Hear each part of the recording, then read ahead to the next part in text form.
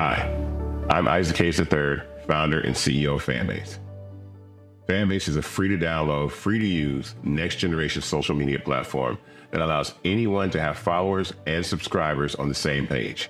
Fanbase was built through investment dollars from equity crowdfunding from the Jobs Act.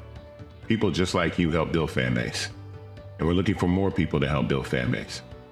We are currently raising $17 million in a Regulation A crowdfund on StartEngine. We've already crossed $2.1 million, but we're looking to raise more capital from people just like you that deserve the opportunity to invest in early stage startups without having to be accredited investors.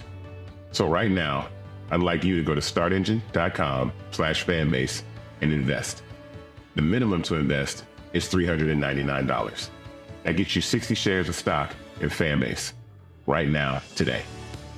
And then use Fanbase to connect with friends, grow your audience, and be you without limits.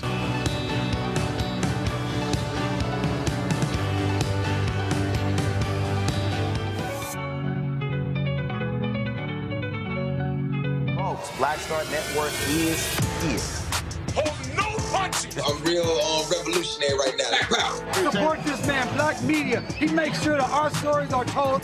Thank you for being the voice of Black America, Roland. Stay black. I love y'all. All momentum we have now, we have to keep this going. The video looks phenomenal. See, there's a difference between Black Star Network and Black-owned media and something like CNN. You can't be Black-owned media and be scared. It's time to be smart. Bring your eyeballs home. You dig?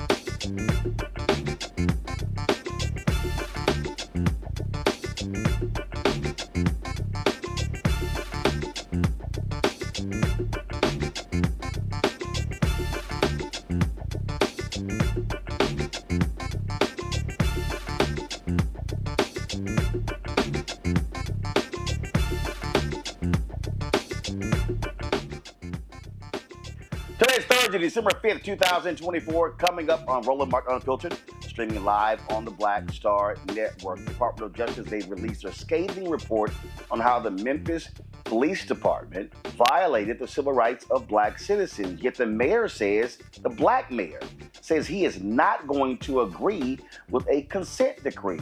I'll talk to a man who says consent decrees are ineffective and a waste of taxpayer dollars, and others say that the mayor said something different when he was running for mayor as opposed to where he is now. We'll also talk to a tech expert about U.S. law enforcement officials urging folks with iPhones and Androids to use encrypted apps amid threats of unprecedented cyber attack from China. In tonight's edition of the Crockett Chronicles, Texas Congresswoman Jasmine Crockett blames Republicans for manipulating the census to favor congressional seats in her home state. Folks, there's a lot to be going to talk about. Let's get this thing going. It's time to bring the funk. I'm Roland Martin Unfiltered on the Black Star Network. Let's go. He's got it.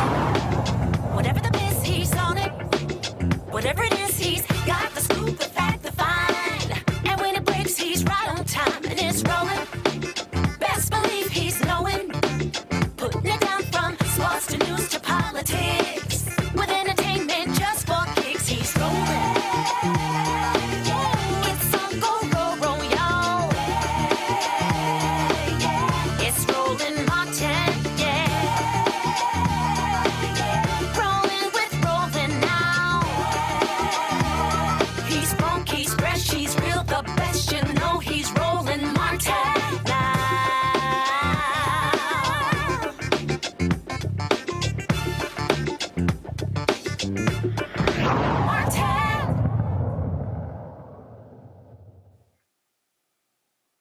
Folks, the Department of Justice says the Memphis Police Department consistently has violated the U.S. Constitution due to a pattern of misconduct involving discrimination and excessive force.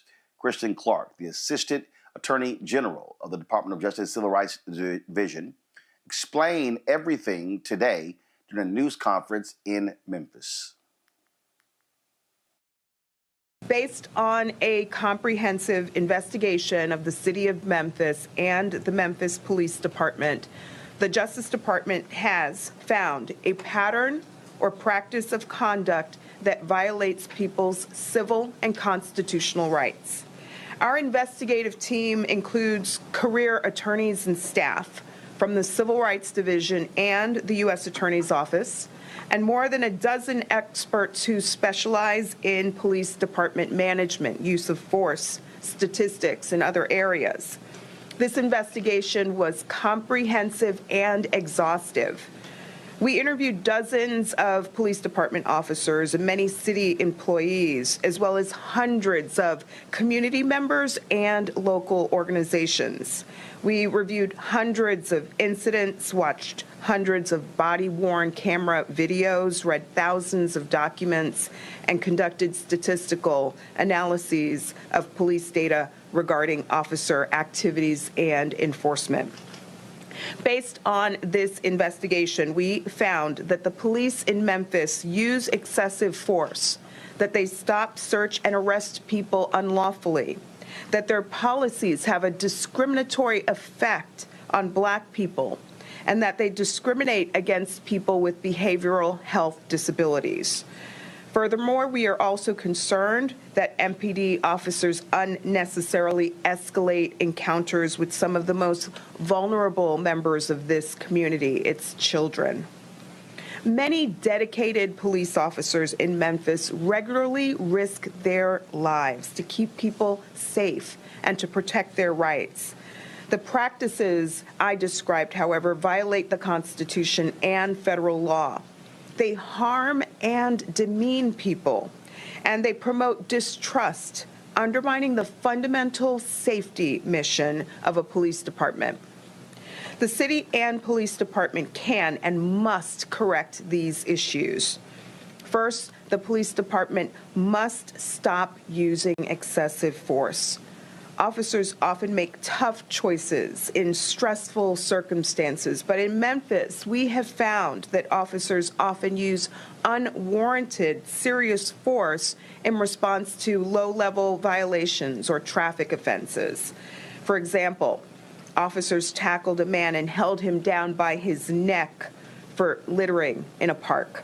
Officers routinely punish people who flee or don't immediately follow directions. Second, the police department must end unlawful stops, searches, and arrests. Without reasonable suspicion or probable cause to believe the people they stop have contraband or are dangerous or are a flight risk, officers often frisk, search, handcuff, or hold them. For example, police detained a Black man outside of a dollar store and struck him in the leg with a baton and pepper sprayed him in the face. Dollar stores in the area had seen a spate of robberies, but police had no reason to suspect that this man had anything to do with them. Further, without evidence that someone's car contains drugs or weapons, officers often tow and impound the vehicles. Third, the police department must stop policies that have a disproportionate effect on Black people in this community. We uncovered racial disparities that cannot be explained by differences in driving behavior. We found that MPD cites or arrests Black adults for marijuana possession at 5.2 times the rate of white adults, based on data from 2018 to 2023. Police cite Black drivers for equipment violations like tinted windows at several times the rate of white drivers. And between 2018 and 2023, they arrested 121 Black children for disorderly conduct compared to just one child during that time period. Fourth, the city and the police department must stop discriminating in their response to people with behavioral health disabilities. When someone in Memphis calls 911 for a medical emergency, medical professionals respond. But if someone calls 911 for a behavioral health emergency, the police respond, even when there is no evident safety risk. One woman encountered police officers 169 times over 5 years. In nearly 95% of these encounters, there were no criminal charges. Instead, police brought her to hospital care. Crisis intervention teams began in Memphis with officers specifically trained in responding to behavioral health calls. Nevertheless, we found that even these officers still used force without justification and without first trying to resolve situations peacefully. One crisis team member acquired the nickname Taserface for his inordinate use of the tool. These team members routinely escalated encounters and used unnecessary force against people with behavioral disabilities, even children. Crisis intervention officers taunted, threatened, and used force against an 8-year-old boy with a history of mental health treatment. Children often suffer harsh treatment from the Memphis Police Department. Officers approach kids aggressively, they use profane language with them, and inflict needless, unreasonable force on them.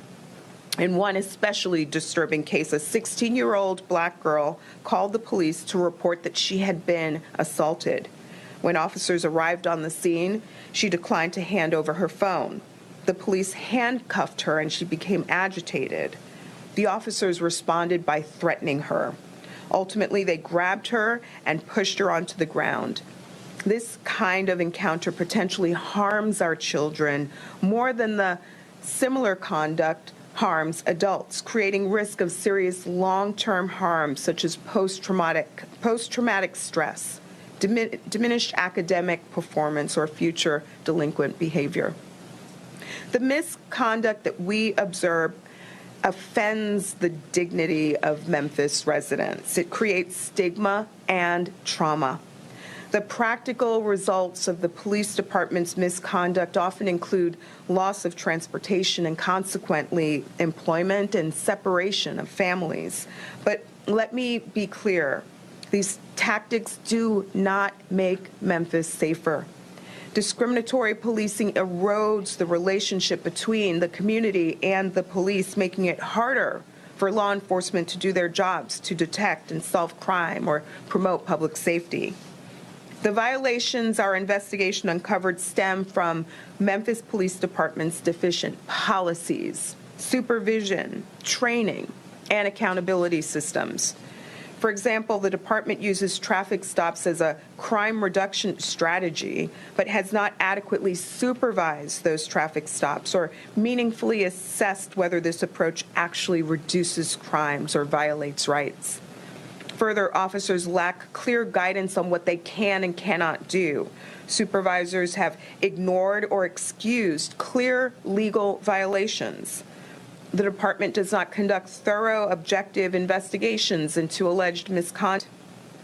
The city has noted the cost of police reform and consent decrees, but the pattern or practice of constitutional violations our investigation identified costs the city too, and will not be stopped by hopeful words or preliminary changes.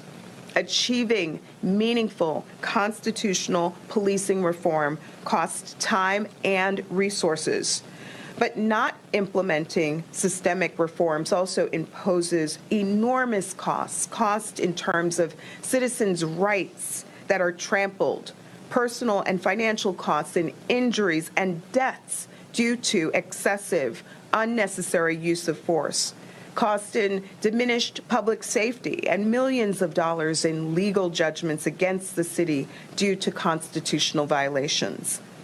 When the Justice Department works with police departments to achieve reform, these costs decrease.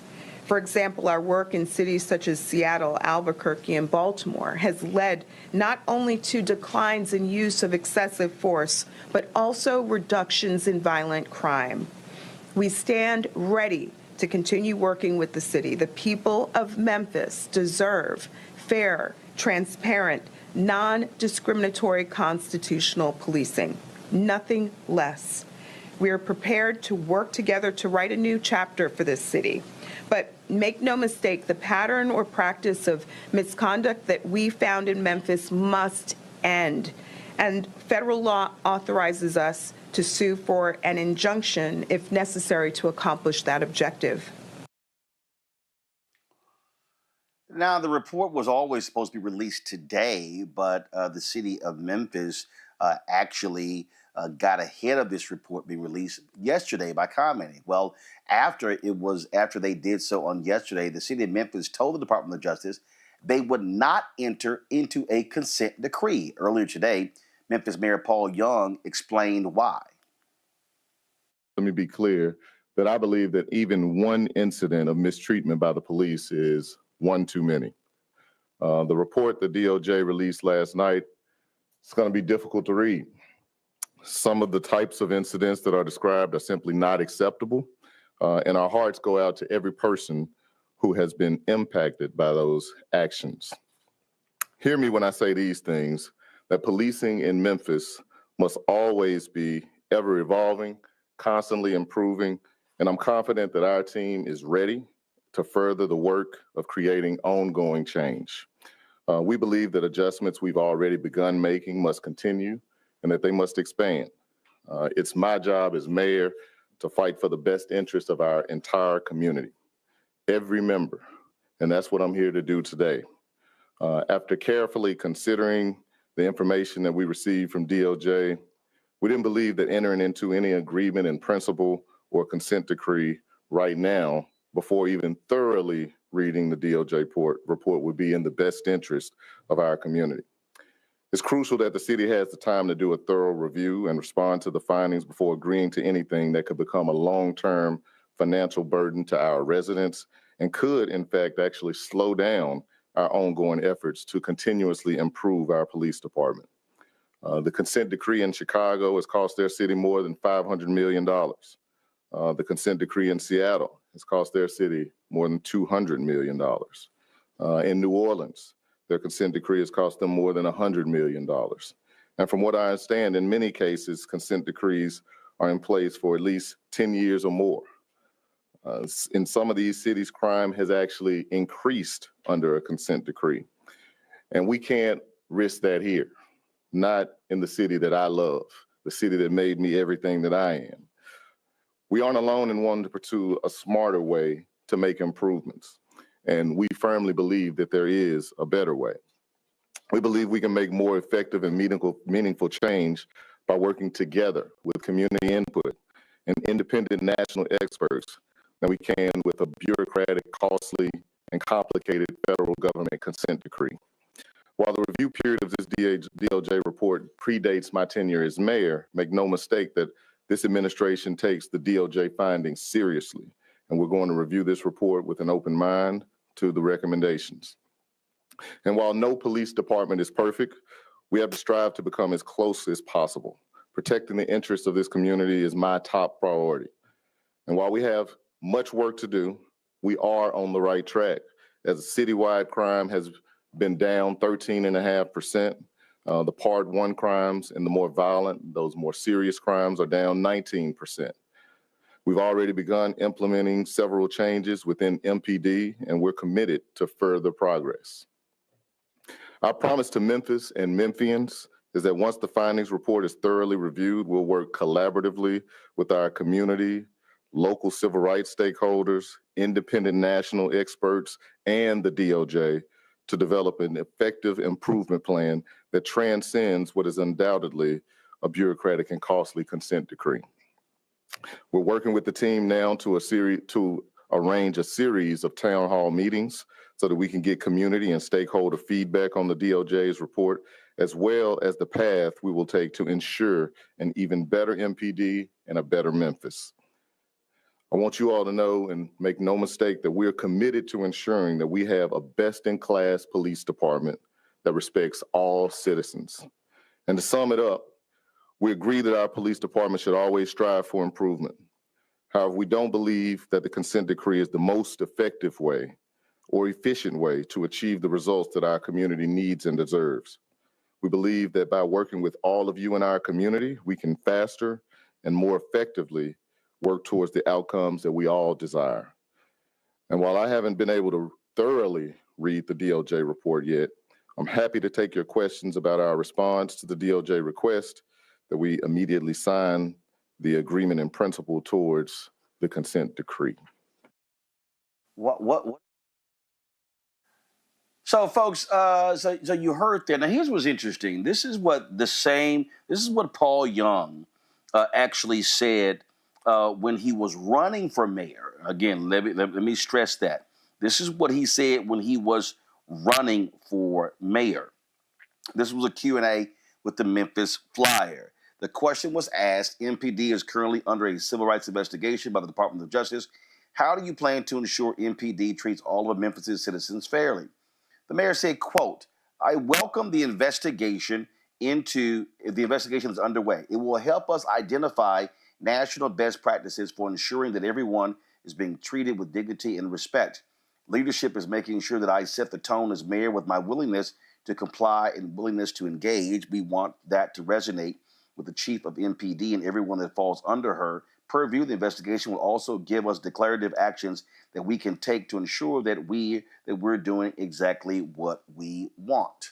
So again, when you talk about this particular consent decree, there have been consent decrees that have taken place all across the country. And so I want to, and you heard, of course, him talk about Seattle and the cost to taxpayers. Bob Scales is the CEO of Police Strategies. He joins us now. Okay, well, we don't have him yet, so guys, let's get him up. Let me bring him on my panel. I want to go to my panel, Reese Colbert, the host of the Reese Colbert Show, Sirius XM Radio, joining us out of Washington, D.C. Lauren Burke. She is with Black Press USA, but also owner of Black Virginia News, joining us from Arlington. Dr. Greg Carr, Department of Afro-American Studies at Howard University out of Washington, D.C. Lauren, I want to start with you. So it's very interesting. You heard Mayor Young there lay out, this is what the cost is to these cities. You know what the mayor didn't say, Lauren? He didn't say how much abuse cases have cost taxpayers in Memphis. He didn't say how much money Chicago has had to pay out from police abuse. He didn't talk about the Holman Street location in Chicago where they were holding people and the lawyers didn't even know. It was essentially Chicago's own Guantanamo Bay. He didn't talk about how much it has cost Seattle for a lot of these settlements. And so it's interesting to hear him talk about, then he says, well, and also with these consent decrees, crime has gone up. Let's also be honest. Crime has also gone up because you've had police officers around this country who don't like it when they're held accountable. So what do? They stop policing. And so and let's not talk about, the Trump Department of Justice, where they said, Jeff Sessions, Bill Barr, they're going to be pulling back on consent decrees because it was hurting the morale of cops. At the end of the day, you have to have something that is going to fix these problems or try to alleviate these problems. And the reality is you cannot leave this up to police departments in the cities alone because that's how the problem started in the first place. Yeah, and also, interestingly enough, the other thing he didn't mention, in a 64% Black city, Memphis. I mean, I was looking that up as we were waiting, and I did not know that Memphis was 64% Black. I knew that it was probably majority Black, but 64%. He makes zero mention on those stop and frisk stats, which damn well is going to be almost all Black people. When they did it in New York, which is not 64% Black, it was like all Black people that they were stopping for stop and frisk. And the other thing is Memphis, just like all these other cities, putting up all these cameras, which is millions and millions and millions of dollars.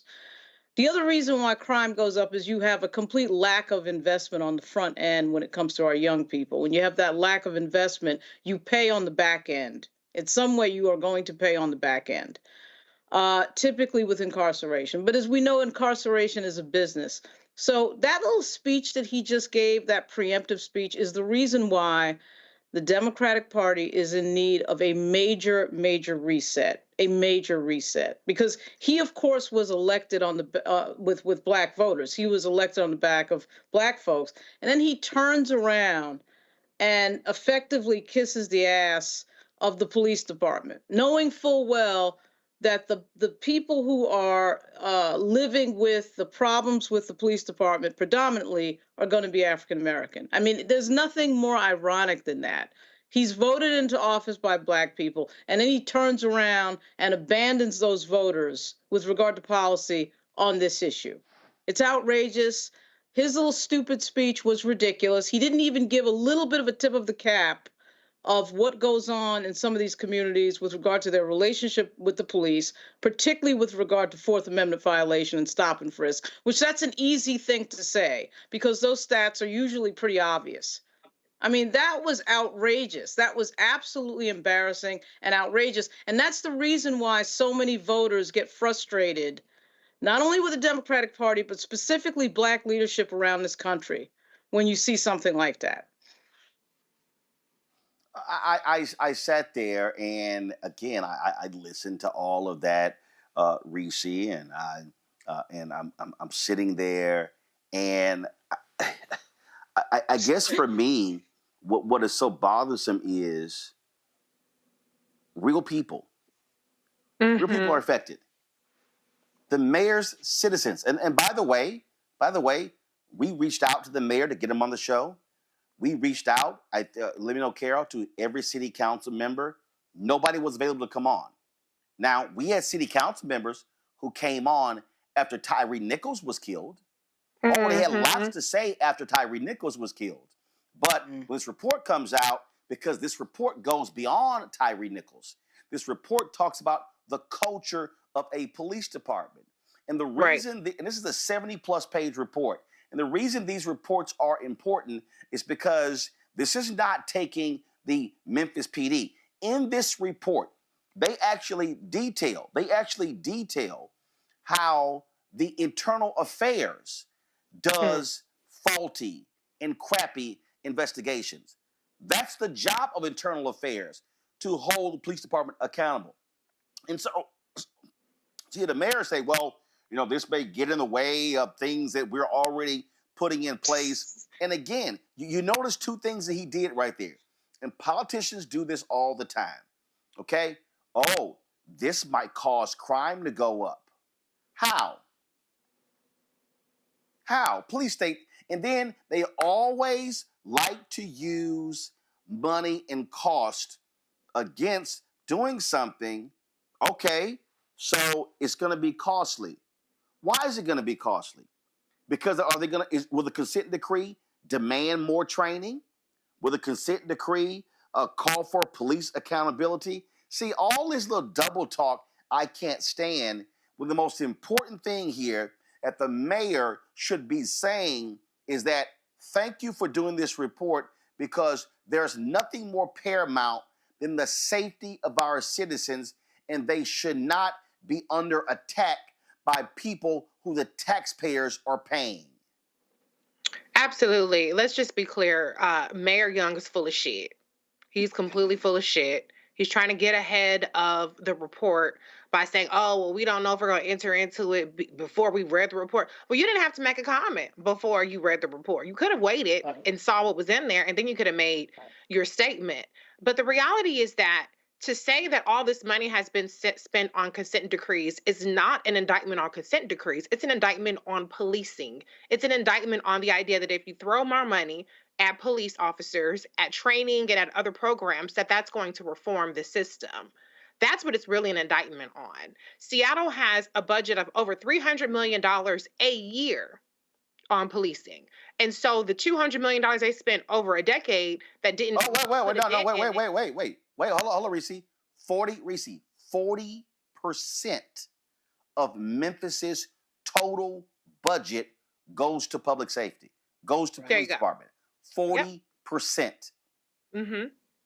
And so what the mayor really is getting at, without saying it, because I don't think he has the balls to say it, and certainly he's clearly beholden to the police chief that was standing behind him, skinning and grinning, is that they don't have the balls to say that the solution isn't in putting more money in police programs. The solution is putting more money into the community. The solution is actually getting outside of a police response to things that are happening in the community, like what Kristen Clark detailed, how these so-called police officers that are supposed to be there and specifically trained to respond to mental health issues, but they out there taser facing people. What kind of shit is that?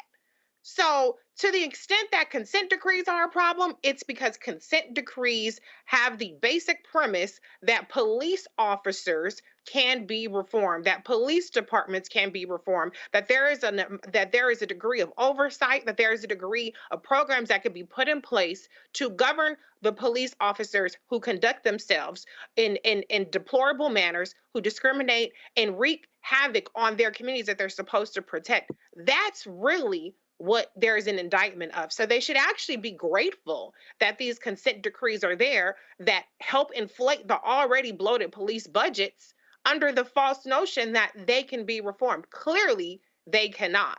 That's the real issue. And for him to sit up there and gaslight the predominantly Black residents who are victims of this kind of racial profiling, this is not a safety issue. It is a quality of life issue. If you're a Black person who cannot walk down the street, who cannot call the cops, who cannot be minding your damn business without getting harassed and stopped and have these pretextual charges being thrown at you, bullshit charges, that's a quality of life issue. That's not a public safety issue. So yeah, the reason why crime hasn't gone down in those places is because they're putting the money in the wrong places. They're putting the money in the police departments instead of back into the communities.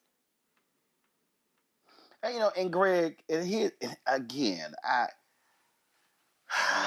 when I listen to these politicians, and I don't care whether they're Black, whether they're white, whether they're Latino, Asian, old, when they go crime, crime, crime. Okay, so if you really want to talk about crime, okay, Mayor, what is your economic plan? What is your education plan? Everybody, we're talking about Memphis. We're talking about the very city the Reverend Dr. Martin Luther King Jr. was assassinated in when he was there fighting on behalf of sanitation workers who were being grossly underpaid and being disrespected. This city has had economic apartheid for the last 60 plus years. And that's the question that should be asked. What is the median family income of a Black family in Memphis compared to a white family? See, when they stand here, and again, it's all about scare tactics. Oh, crime could go up, crime could go up. Because what you have in America, you have an unwillingness of people to hold cops accountable for their awful, bad behavior.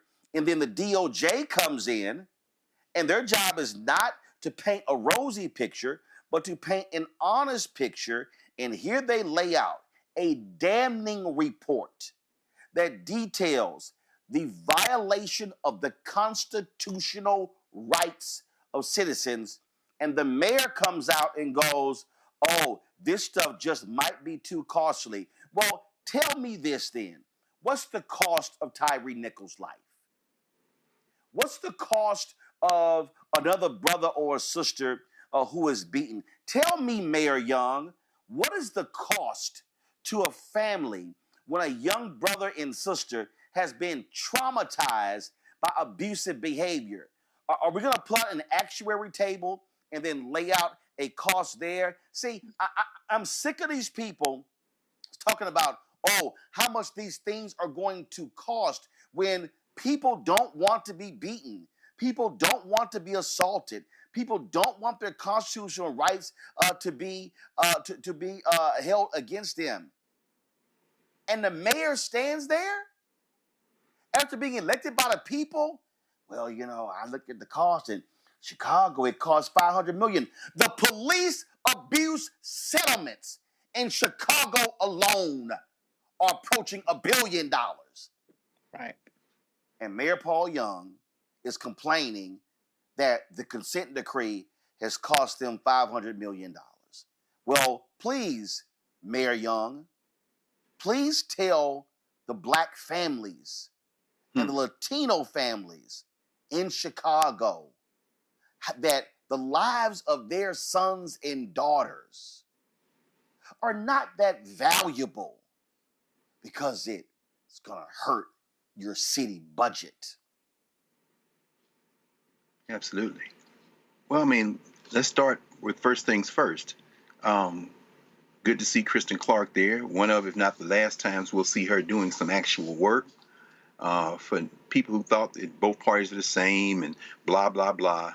That's why we can't have nice things in the United States of America. You could have had her as the Attorney General. And, of course, the hillbilly horde in Tennessee, through the combination of voter suppression and disinformation, delivered that state, my home state, to the white nationalists and the fascists who will make sure that there won't be any more consent decrees. As Robert said yesterday on the show, maybe ever. So we can just put that aside. Mayor Young, brother, blink twice if you're a hostage. I think we know. We all know that you're a hostage. Because he doesn't care. Mayor Young wanted to be the mayor of Memphis. The question is, who bought that seat for him? And that'll be the rich people who live in the suburbs surrounding the city of Memphis. And if there are black people outside the city of Memphis, just like that white nationalist Jason Mumpower tried to take that little town of Mason in West Tennessee away for the developers, that's who owns Mayor Young. Mayor Young evoked Chicago. Let's be very clear. There are several words that always should inform our thinking on this. One is implementation, another is investments, and another is expenditure. So let's talk about Chicago just for a split second. $667 million Chicago set aside between 20 and 24 for police reforms because of those consent decree there. As you say, that's less than $1 billion. That's less than the lawsuits, but let's be very clear. How much of that money was actually spent? Brandon Johnson, 2 weeks ago yesterday, put together a proposed 2025 budget for the city of Chicago. It would slash by 13% the number of employees charged with implementing the federal court order requiring the Chicago Police Department to stop routinely violating residents' constitutional rights. So he's going to slash the budget. But guess what? That's not even the biggest story. The Chicago Police Department to date has met just 9% of the court order's requirements during that 5-year period. They've spent less than 25% of the allocated budget over that same period, according to their own audits. So it isn't that they've encumbered the money to be spent. They haven't spent the money. But let's put a cherry on top of that. The cuts include the Office of Constitutional Policing Reform. That's going to be chopped in half to about $3.7 million, slashing that workforce to implement now by 57 employees. But guess what? He's proposing, Mayor Johnson is, $194.6 million on top of the money that has been encumbered for 2025. He's going to spend almost $200 million. What? But guess what that number comes up to? It's a 3.2% increase in total spending, but those additional funds will be just enough to cover the cost of employee raises required by the city contract by the Fraternal Order of Police. Mayor Young, blink twice if you're being held hostage by the damn police union. Not only have they not spent the money in the consent decrees, to the degree that they're increasing budget for the police department is going to raise this because of that funky-ass police union. These paddle rollers are out of control. Not enough people are voting to put politicians. Politicians not your friend. We could reach into Mayor Young's guts, pull him inside out, and make him do what we wanted if enough people got involved in the political process. There's enough blame to go around in this, but I don't blame Mayor Young. He's just a hostage, and he's just a politician. And he's going to say whatever he needs to do to keep his job. We don't know whether consent decrees work or not because the money for implementation hasn't been spent. That is always the issue there. All right, we're going to go to a break. We come back. We're going to talk to a guest who says that, in his opinion, consent decrees don't work. Well, let's find out why. You're watching Roland Martin Unfiltered on the Black Star Network, live from the Bay Area. Back in a moment. On the next Get Wealthy with me, Deborah Owens, America's Wealth Coach, Black Americans have 1/10 the wealth of their white counterparts. But how did we get here? It's a huge gap. Well, that's why we need to know the history and what we need to do to turn our income into wealth. Financial author and journalist Rodney Brooks joins us to tell us exactly what we need to do to achieve financial success. You can't talk about why we are, as Black people, where we are, unless you talk about how we got here. Bridging the Gap and Getting Wealthy, only on Black Star Network.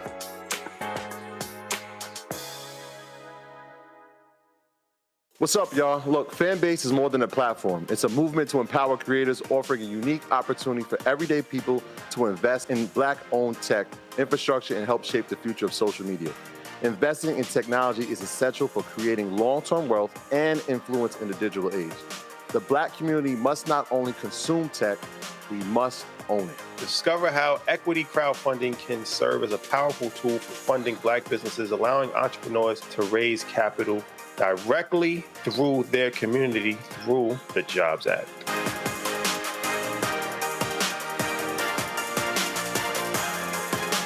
Now streaming on the Black Star Network.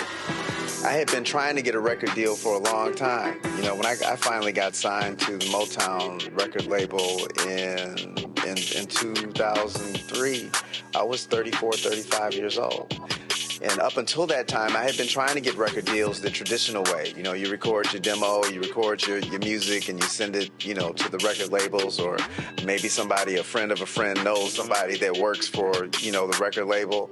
And really, chemistry that was my last ditch effort at being in the music business. How long have you been trying? I've been trying since I was a teenager. Wow. You know? And you know. And I'm grateful that it didn't. I'm grateful that it happened when it happened, because I wasn't prepared, you know, as a teenager to embrace all that comes with a career in the music industry.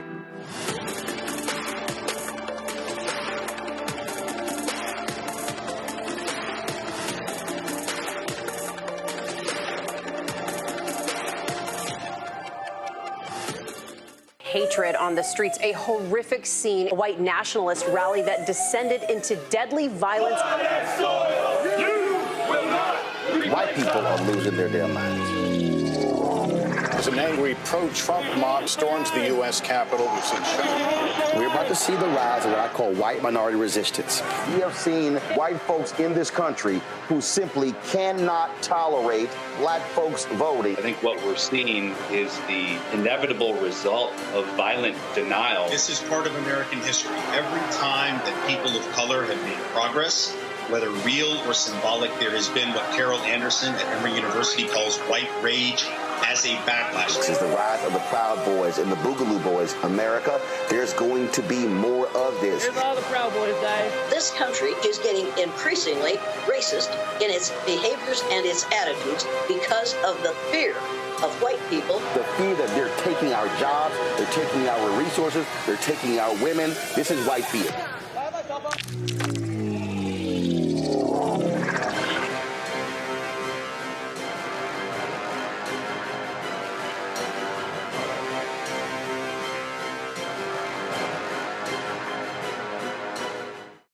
Hey, it's John Murray, the executive producer of the new Sherry Shepherd Talk Show. This is your boy, Earthquake. And you're tuned in to Roland Martin, Unfiltered.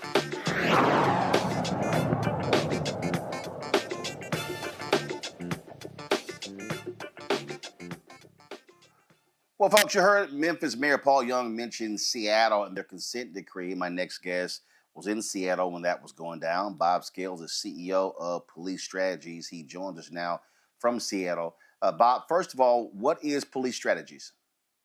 So we're a company that helps law enforcement agencies collect and analyze and report on their data, mostly use of force data. Okay. And you are, in terms of when you say help law enforcement, are you funded by police departments or are you funded by other sources? So, like, what are you, are you hired by police departments? Yeah, so one of the big problems we have is that there is no national and very few statewide use of force databases. So oftentimes when we talk about use of force, we're operating without any data. And there aren't any evidence-based best practices for use of force policies or training. So one of our goals is to help law enforcement agencies understand their use of force data so they can make better policy and training decisions. Okay, so why do you say consent decrees are ineffective?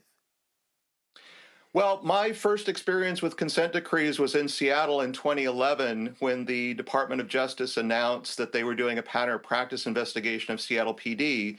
And I was in the Seattle City Attorney's Office at the time and was selected to represent the city during the investigation. That was a very quick investigation. It lasted 8 months. And then in December of 2011, the DOJ issued their findings letter, and we disagreed with their findings. And we asked to, basically DOJ said 20% of Seattle PD's use of force were excessive or unnecessary and unconstitutional. And we said that's not possible because we review all of the use of force incidents. So we asked to see the incidents that they found to be unconstitutional, and they refused to provide us with those incidents. We asked to talk to their experts and review their methodology, and they refused to identify their experts or provide the methodology. And it was very quickly, when we reviewed their findings report, we found a number of errors and fabrications in the findings report. And then it all sort of snowballed from there, and we saw how ineffective the entire system was. When you say you found errors in there, first of all, you were working for the city of Seattle.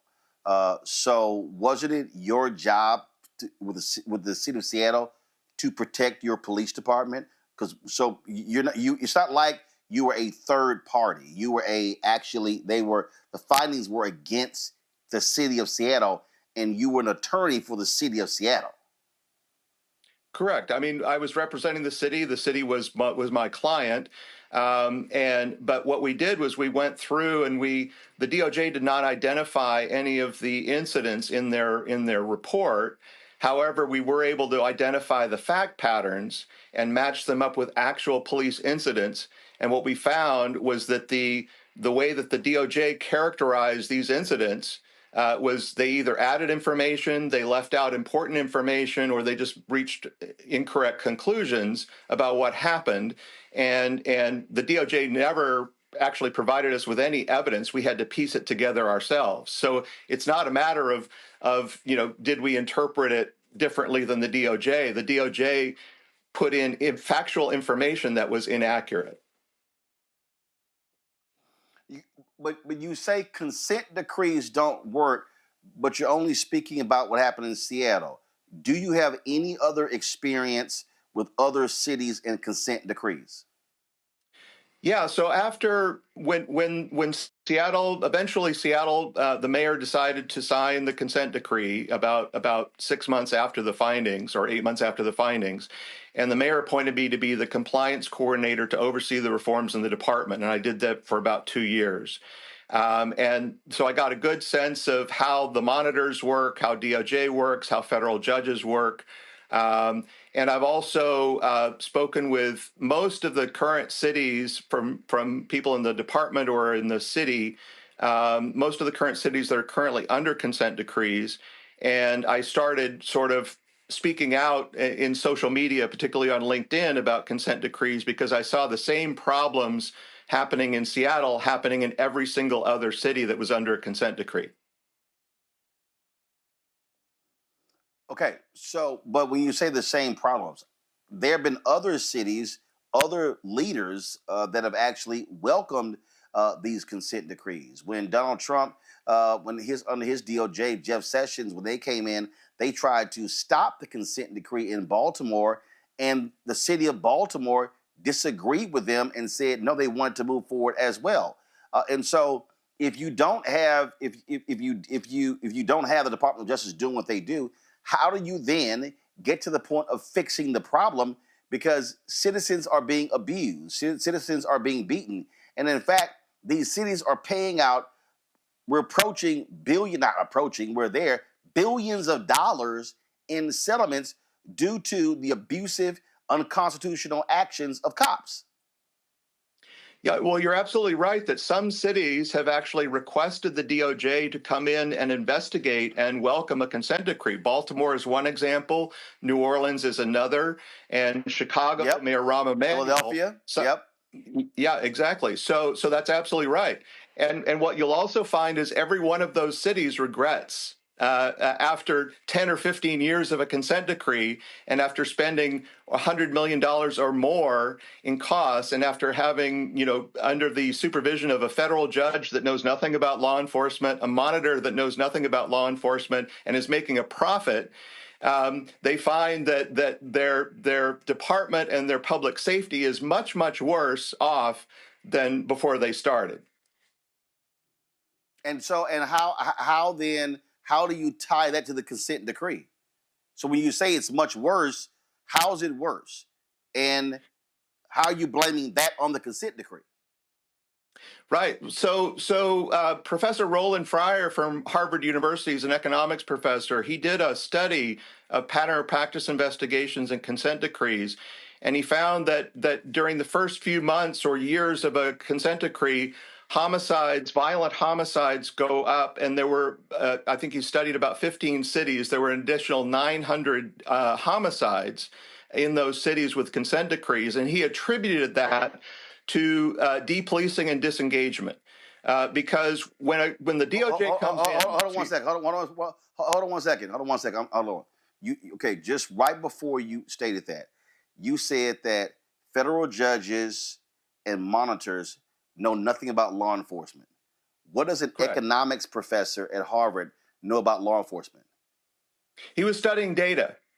He wasn't trying to manage departments. He was studying data and using statistical techniques to determine that the violent crime and homicide levels went up after a pattern of practice investigation, and he attributed that to the depolicing and disengagement effect. Because when the DOJ comes in, what they're telling officers is, we don't want you to make stops, we don't want you to make arrests, we don't want you to use force, we don't want you to get complaints, and the only way that the officers can comply is to basically disengage and not do any proactive policing and only respond to 911 calls. And that's what happens in every single city that is under investigation and goes into a consent decree, is you have this massive drop in arrests and an increase in crime. Well, you're citing Roland Fryer's data, but literally at Harvard, Justin Feldman literally lays out that Fryer's data was wrong. There are individuals that actually dispute Fryer's report. Other folks and academics who do so. But you talk about what the department, what DOJ actually says. Well, this is what we also know.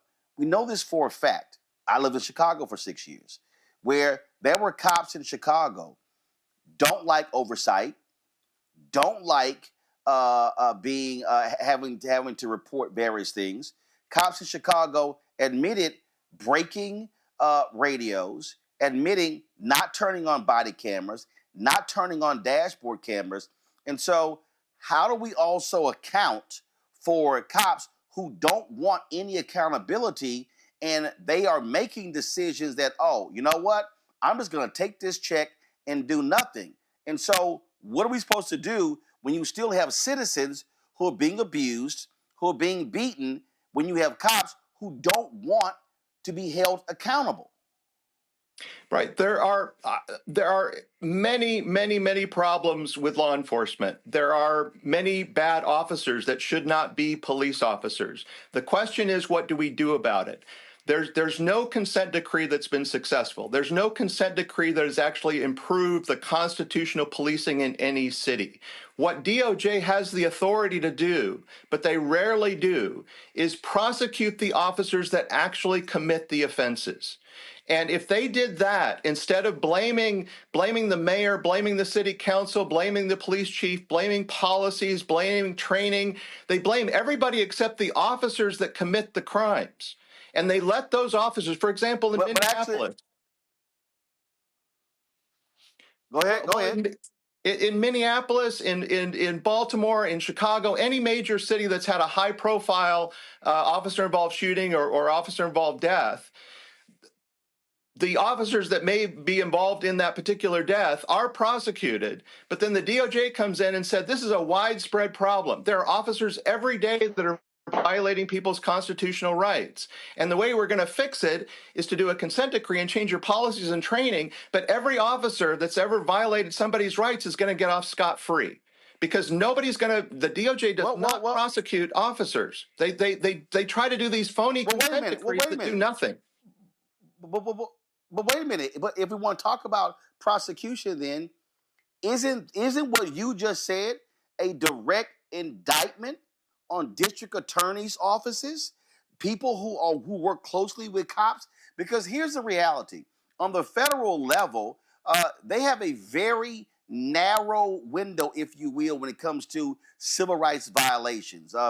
Former Attorney General Eric Holder talked about this here in terms of sort of how feds look at it. The reality is, when you look at a lot of these cases, part of the fundamental problem is they're not being prosecuted locally. And so shouldn't the onus on the first level be on these DAs who are doing their job? When I look at the Memphis report, they talk about how the Memphis Internal Affairs Department doing shoddy investigations. Isn't that their job?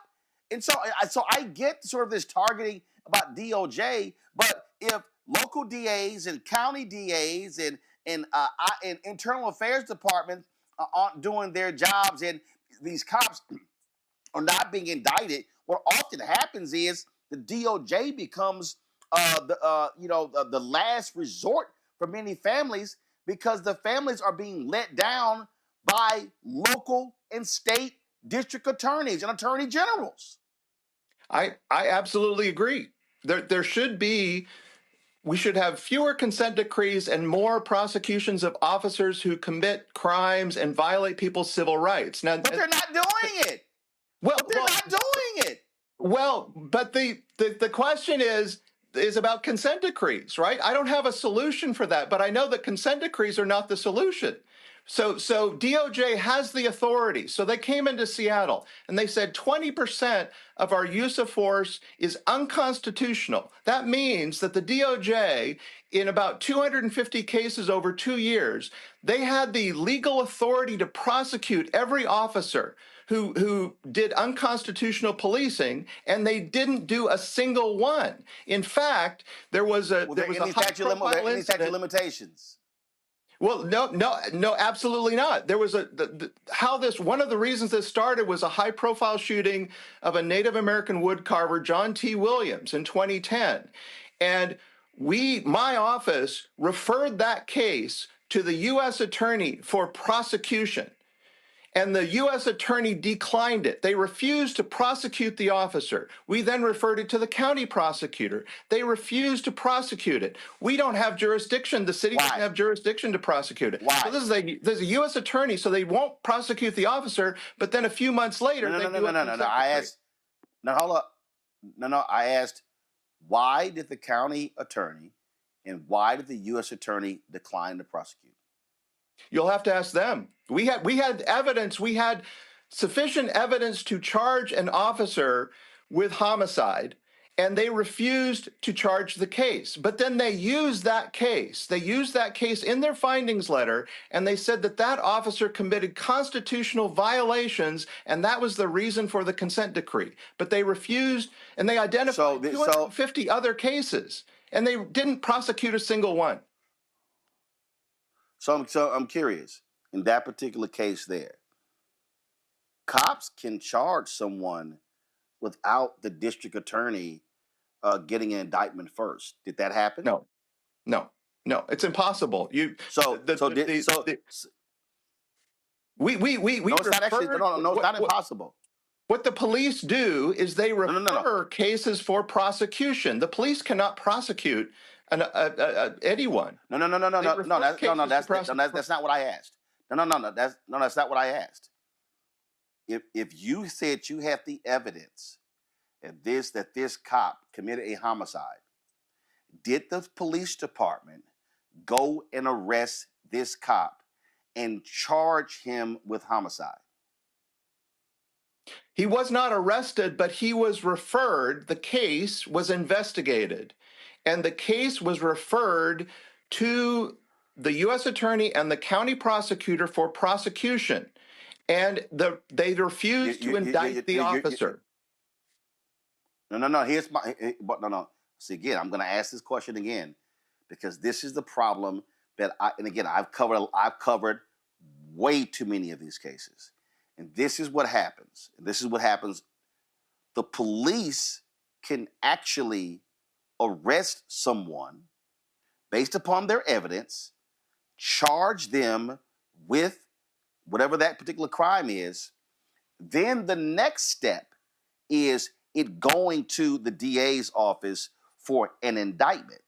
What I'm asking is, did the police in Seattle arrest this cop saying we are making this arrest of homicide, and now after he's been arrested, now will the DA actually go seek an indictment? So what I'm asking is, did the police in Seattle arrest that cop and charge him with homicide? The police department's charging actions are separate from the prosecution's actions. So I want to know, what did the police do? That's not accurate. No. So the police, you're correct that the police could have arrested the officer, but officers are not arrested until they are indicted, because arrest is used when the individual represents an immediate threat to public safety.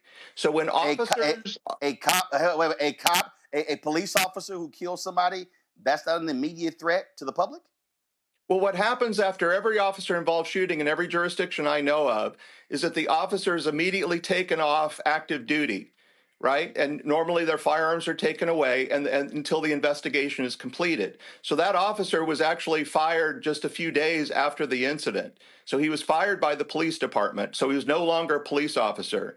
But the issue is not whether he was arrested or not. The issue is, and the police cannot charge anyone. All they can do is refer a case for charging.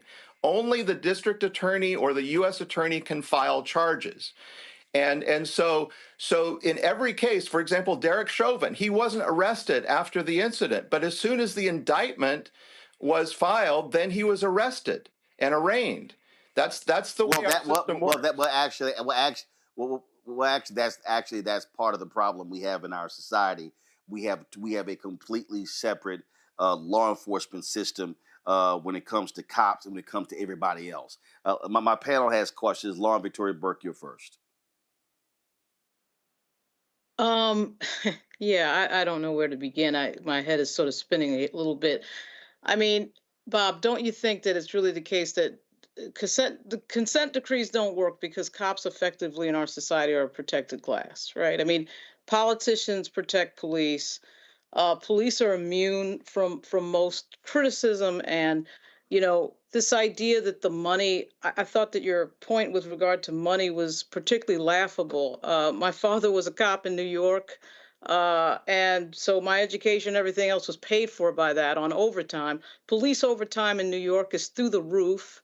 This idea that the consent decree is really expensive and so we shouldn't do it. Are you kidding me? We spend millions and millions and millions in this country on law enforcement. Law enforcement gets what they want. When they ask for money, they get money. There's not a politician, Democrat or Republican, that wants to be on the record against law enforcement funding. So, I mean, this idea that we as a Black community will sit here and watch video of Walter Scott getting shot in the back and Eric Garner getting choked out on the street and all these other things, George Floyd, and not be a little bit disgruntled about that, I think is outrageous. I mean, we should be having more than just this, consent decrees. You've got to be kidding me. I mean, this idea, I think it was 2015 when Eric Holder, after Ferguson, Eric Holder investigated Jennings and Ferguson, and we found out that the cops were fleecing the Black community in Ferguson. This is data. You want to talk about data and rolling flyer? Let's talk about data. I mean, we've got so much data on this that it's ridiculous. So when you say that the consent decree doesn't work, it doesn't work because we in this society really respect and value and protect cops. Cops are a protected class. They're undeclared protected class. So I have no question. I guess that's my comment. But I find your entire thesis to be a little bit based on Washington State, a little bit challenging. I mean, I know you know about the ACLU suing the city of New York on stop and frisk, and they were stop and frisking basically all black people, all black men. So, you know, give me a break with this general idea that we shouldn't be questioning law enforcement. Well, that's not what I said. So all you have to do is, if you want to look at money, look at Chicago. The mayor tried to recently cut the Chicago PD's budget. And Chicago PD said, we can't do that because of the consent decree. And the monitor said, you can't do that. And the judge said, you can't do that. And DOJ said, you can't do that. So he restored all the cuts to Chicago PD. So consent decrees are a blank check for police departments. If you're into defunding the police, don't do a consent decree, because they'll get everything they want under a consent decree. And not a single, if you look at the data, show me one city, cite one city where constitutional policing has improved because of a consent decree. And we have some consent decrees, like in Seattle, it's going on 15 years, Virgin Islands, 17 years. You know, how long does it take to reform a police department? We're not reforming police. But Bob, is right? it? I mean, we're not. The idea that we're somehow going to change the police in this country in itself, whether there's a consent decree or not, whether $100 million is spent or not, you know and I know that that's not going to happen. Police have a great deal of power in the United States of America. We spend millions of dollars out of budgets on police. That's not going to change. They're going to. You just saw probably the piece we just had in Memphis. They stop and frisk who they want.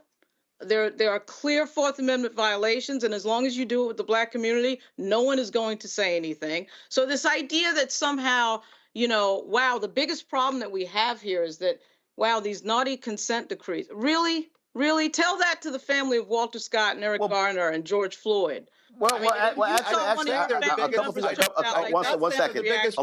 second. I said they don't work. The consent decrees don't work. If you want to spend money, I want to show this. Money, Bob, one second. Prosecute officers. Do that. That will work. But Bob, first of all, on this show, we've long said prosecute officers, but the problem that you have in prosecuting officers is that you have DAs who work with those very officers, and guess what? Cops rebel. No. One second. And again, part of the problem is that how the federal laws are set up. They have a very narrow window. When you talked about money, I pulled this up. That's not true. Chicago taxpayers should. One second. First of all, Bob, we literally have had the Attorney General of the United States state that. So I'm only stating what Eric Holder said. And it's not true. I'm going to say this because here. all you have to do is one second. Between 2000... Bob, 1 second. Between 2019 and 2020... Bob, 1 second. Bob, 1 second. Bob, 1 second. Bob, 1 second. I want to speak to the money part. This is Chicago. Between 2019 and 2023, Chicago taxpayers paid $164.3 million to resolve lawsuits that named 200 Chicago cops. In all, the city spent $384.2 million to resolve lawsuits alleging approximately 1,300 Chicago police officers committed a wide range of misconduct. And if we go to New York, that number is approaching $1 billion. So the reality is the amount of money we're spending with these lawsuits is unbelievable. Reese, what's your question? I just want to clarify that the money is not spent on consent decrees. The money is spent on corrective actions that are identified and agreed upon within consent decrees. Consent decrees themselves don't cost money. You have a monitor, you have judges.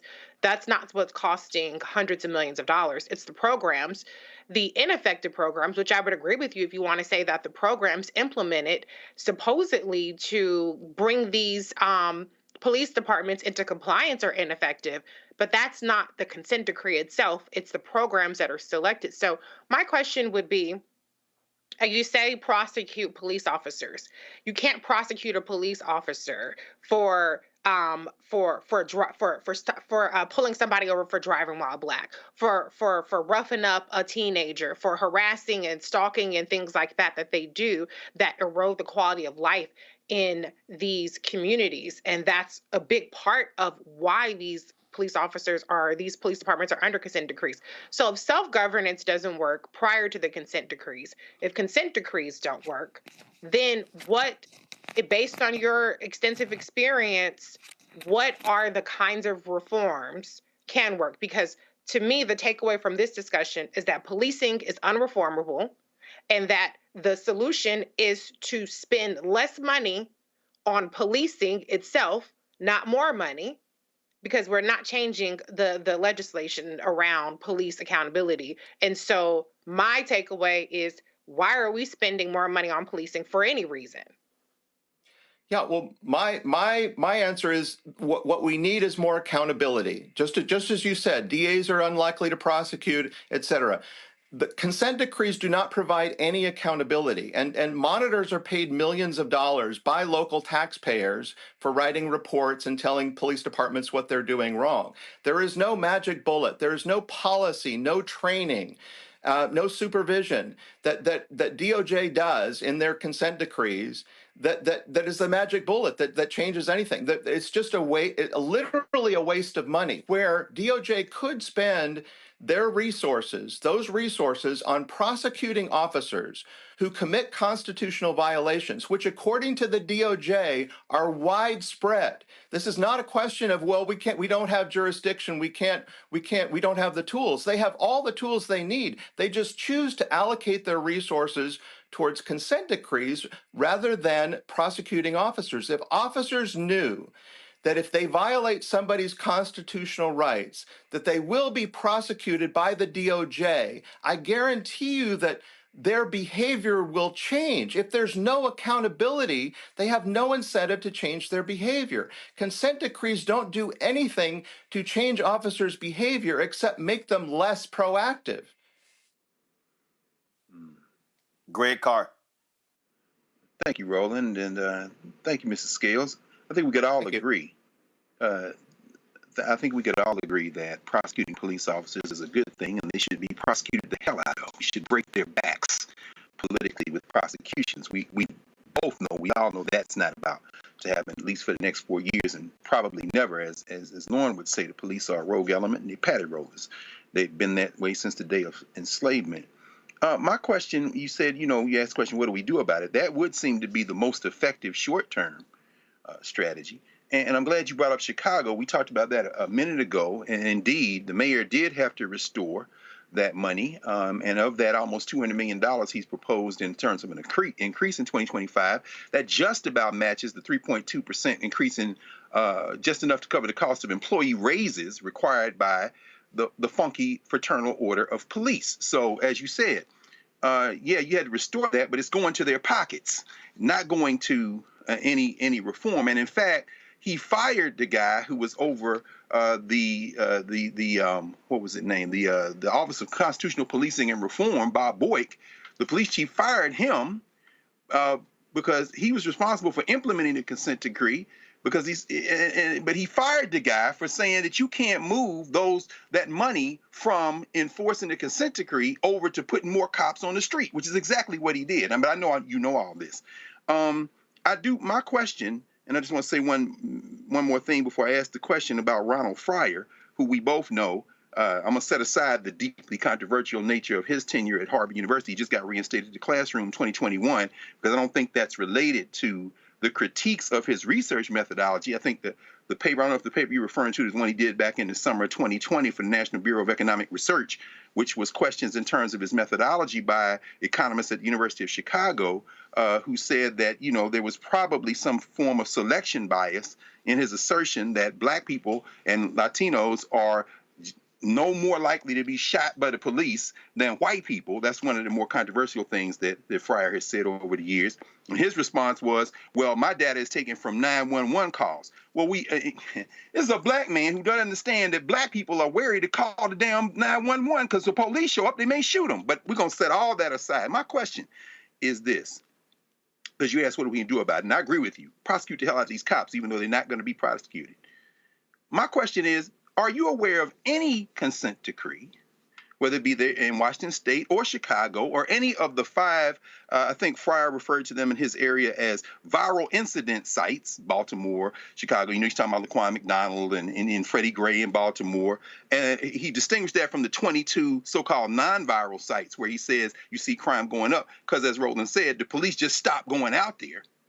Are you aware of any city, including the one you work the closest with, where consent decrees have actually been implemented by taking financial resources and putting them where the consent decree says they need to be put, as opposed to taking the money and either not spending it? Remember, 25%, only about a quarter, less than a quarter of the Chicago budget that was allocated for consent decrees was ever spent on consent decrees. Are you aware of any city, the one you study closest, that where that money was actually put someplace other than money given more to the damn police to shooting us in the first place? Yeah, I mean that's an excellent point. Is that consent decrees are not funded by the federal government, right? They're funded by local taxpayers. The monitors are not paid by DOJ. The monitors are paid by local taxpayers. All that money is taken from other services that cities provide, and that goes directly to the police department. And so essentially mayors and city councils lose control of their budgets because the monitor and DOJ and the federal judge will dictate what the city must spend on policing. And oftentimes there's lots of training, you know, officers get overtime for training, there's lots of policy development, there's lots of IT systems that come in. I mean, it is a gravy train for police departments. And meanwhile, other city services, particularly in areas, you know, that desperately need it, you know, go down. And just another point about the Roland Fryer. I mean, I understand there's always, I mean, I do this sort of for a living, and people always argue with my findings and my data and so forth. The thing that I really like about Roland Fryer's papers is that it really does confirm everything that I saw that happened in Seattle. In Seattle, when the DOJ came in, we saw nonviolent misdemeanors, arrests for nonviolent misdemeanors drop by about 90%. So things like in the park after dark and loitering, and some people might say that, well, that's a great thing. We don't want police doing that. But the result is when you don't enforce these low-level quality of life crimes, then you know, other crimes start, you know, when people figure out there's no enforcement, and if nobody calls 911, then crime starts increasing. And I also, you know, knew firsthand all these officers who told me personally, I'm not going to do anything while the DOJ is here, right? I'm just going to sit in my car, wait for a 911 call. And you can't, there's no way to force officers to be proactive. And so the morale, I mean, it just makes, and then it becomes this division between the community and the police. I mean, it just goes on and on and on. And you can't, certainly there's a reason why Roland Fryer and, what's the boy name? Glenn Lowry. There's a reason why they're darlings of the right. These are two Negroes who you can take their work and use it to basically it's confirmation bias. First of all, there's already a division between the police and black people. That division was there from the beginning of the police. But my direct question was, are you aware of any city, including the one you worked in, where the policy-making recommendations of the consent decrees were actually implemented? You just said yourself that once you get that money to the local money is given to police, they do whatever the hell they want. And in Chicago, they spending it on raises because they got the damn police union that got them by the throat. Are you aware of any city, including the one you work in, where those recommendations, the dollars went to fulfill those recommendations? Oh, absolutely. They do. And the reason but just to your point, the reason that consent decrees go on for so long is because of just what you said, right? It starts out, a consent decree will start out on paper, you do these 10 things. But by the end, it's like the monitor and the judge and DOJ want 100 things. And the money, you know, you've got union contracts, et cetera. The money goes other places and so forth. So that there's, almost 20 years were going on in some agencies under a consent decree, and they're still not quote unquote reformed yet. So what will it take? And then the other question is, after they have a new policy and a new training, if these are the policies and training that will really work and solve all your constitutional police problems, then why isn't every agency doing it? Right? There is no silver bullet here. It's just a money making. So allow me to fight this final comment before we go, because my next guest is waiting. Let me also remind everybody who's watching. Bob said that, well, the answer is to prosecute these cops. I remember there was a woman named Marilyn Mosby who prosecuted cops in Baltimore. And what did the police department do? They rebelled against her. They said, we're not going to even work. I know when Kim Foxx prosecuted cops in Chicago, exact same thing happened. In fact, there was a judge in Chicago who reported 8 to 10 cops to the police review board, who said that he knew for a fact that these cops were lying on the witness stand. We have evidence all across the country that when cops are prosecuted by district attorneys, the cops rebel. So guess what, Bob? If the DOJ prosecutes them, the cops are going to be pissed. If the local DAs prosecute them, the cops are going to be pissed. And the reality is, we have a system where the blue line protects one another, and they despise accountability. So they don't want the DOJ. They don't want the state attorney general. They don't want internal affairs. They don't want the mayor. They literally want to be able to do what the hell they want to do. So I guess the reality is, we're just never going to have a reformed system as long as the cops have they can do whatever they want with impunity because they don't want any accountability. Final comment before I got to go. That's why DOJ has the ability to change everything. If they shifted from consent decrees to prosecuting officers, there's nothing the cops can do against the DOJ. They can't recall them or complain about them or whatever. And DOJ has within their authority and their power the ability to dramatically reform and change policing if they chose to use it. Question is, Bob, do you agree with getting rid of qualified immunity? No. I mean, the thing is that the qualified immunity is not about prosecuting officers, right? That's civil liability. We're talking about prosecuting officers. I don't think the civil liability is going to change much, but the prosecuting officers, if an officer knows if I violate this person's constitutional rights, I could go to jail. That is the best deterrent you have for bad policing. Well, guess what, Bob? I know a lot of people that said if we impose the death penalty, that is going to be deterrent against murder. It didn't happen. I know for a fact that the reason those cops continue to do what they do, because they know that the system that we have, this is what they know. They know that district attorneys are afraid to prosecute them because those same DAs want the police union's endorsement. Those same cops know that mayors do not want to wage war against those bad cops because they want the police endorsements union. And they also know that when they go to, if they do get indicted and go to trial, juries are more than likely to acquit cops of bad behavior, even when it is clear, it's undeniable, because in our society, we have scared people so much that say, don't you dare oppose cops because we need them. And so I guess we never gonna fix this problem because it is literally, the deck is stacked in favor of cops against everybody else. Bob, we appreciate it. Thanks a lot. Thank you. Folks, we're going to a break. We come back. We're going to talk about why is the FBI telling people if you have an Android or an iPhone, you should be using encrypted apps and not sending text messages. We'll have that for you. Next, Roland Martin Unfiltered on the Black Star Network. When you talk about blackness and what happens in black culture, covering these things, that matter to us, speaking to our issues and concerns. This is a genuine people-powered movement. There's a lot of stuff that we're not getting. You get it, and you spread the word. We wish to plead our own cause. Too long have others spoken for us. We cannot tell our own story if we can't pay for it. This is about covering us. Invest in Black-owned media. Your dollars matter. We don't have to keep asking them to cover our stuff. So please support us in what we do, folks.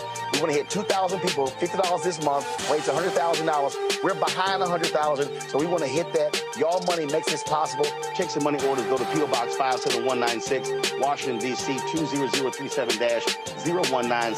PayPal is R Martin Unfiltered. Venmo is RM Unfiltered. Zelle is Roland at RolandSMartin.com.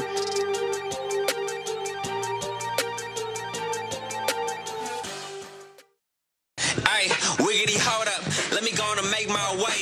It's the Founders Day of my friend A5A. If you ain't know that, yeah, we the first and the oldest. Let me correct that, bruh. We the first and the coldest. When you step on the yard, just know we own this. We built it brick by brick since 1906. Check the history facts and look at what we demonstrated. How we copy anybody. We the ones originated. Taking to school like lean on me. And that's OCCJKMOT. And when you see V, you know we ain't free. We got MLK, WEB. I mean, look at the boy, we gon' be alright. If I named every alpha, we be here all night. You see that black and all gold through them neon lights. If I ask her who she with, she say she want ice. Only time our heads down after singing the hymn. Competition with who? We ain't competing again. If it's something that's stuck and we keeping the win. Cause without us, boy, it wouldn't be no them. Yeah.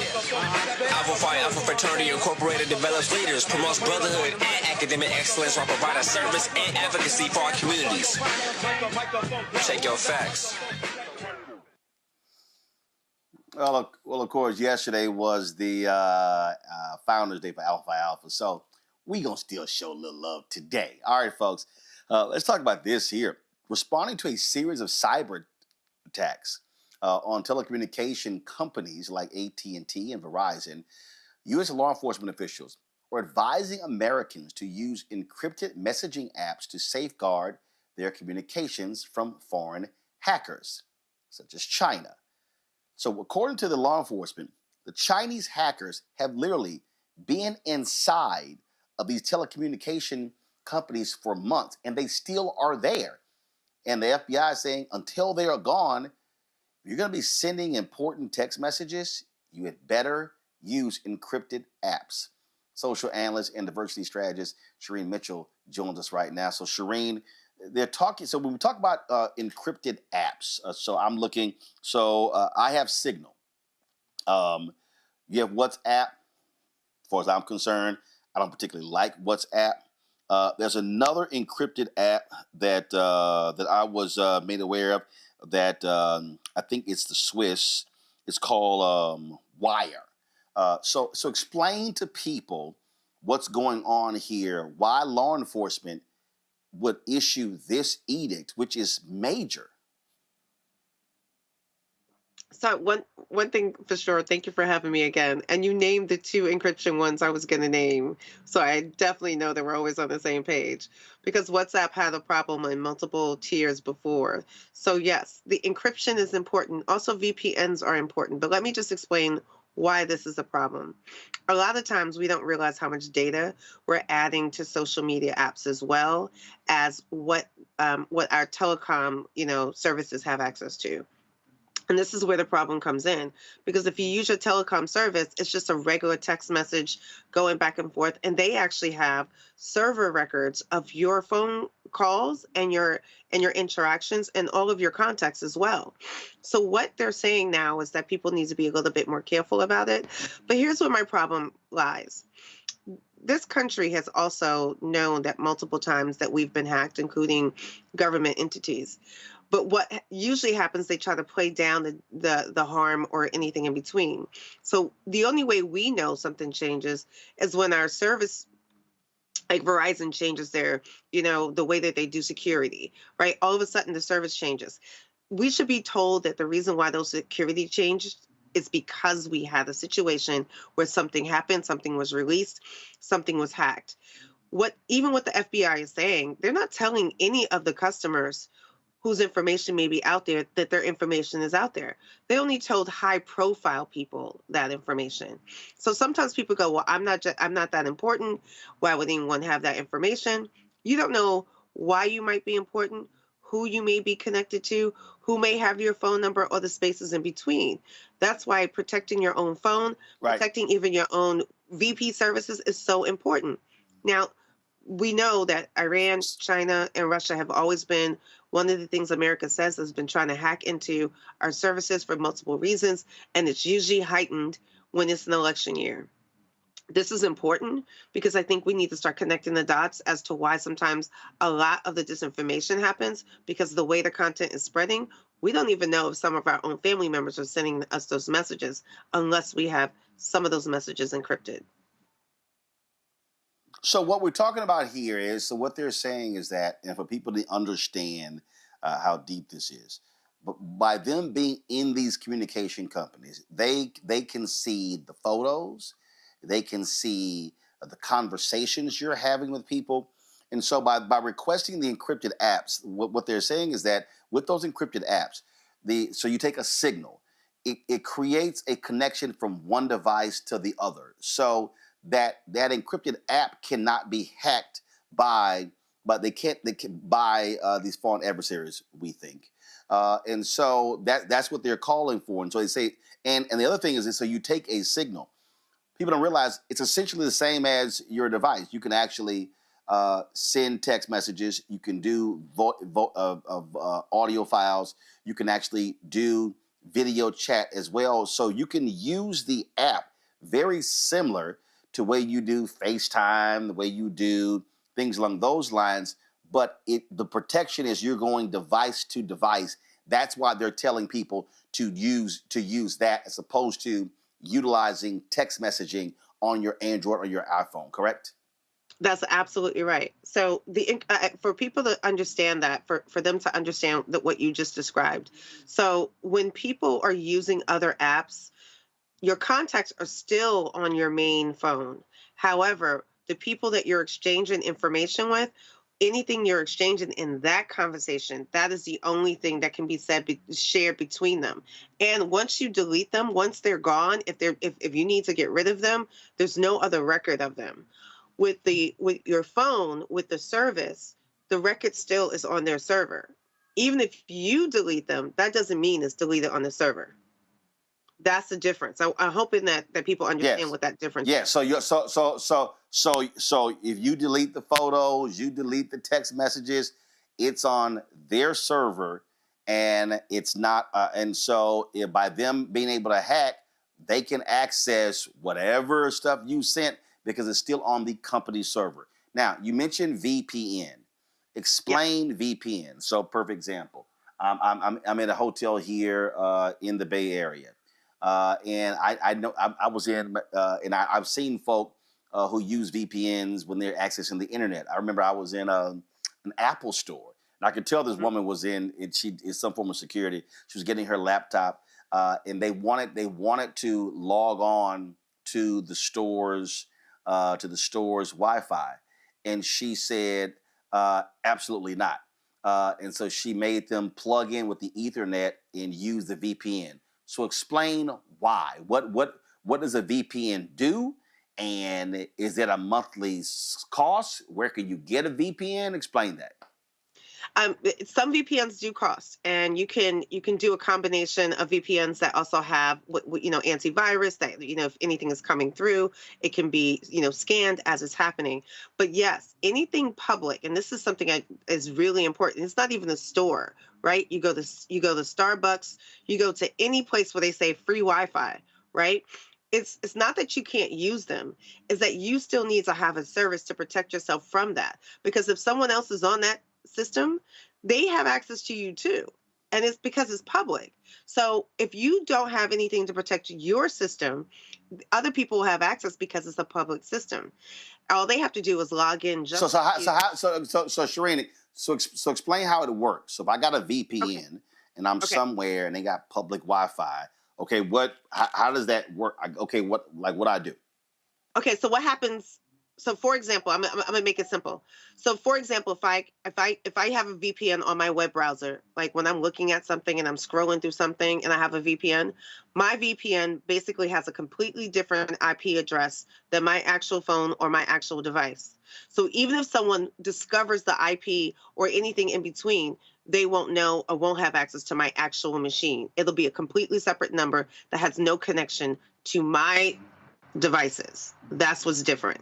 If you keep it open and you have your original IP, that means that once you give your IP to that public service, they have your device IP, and you only have one IP for your device.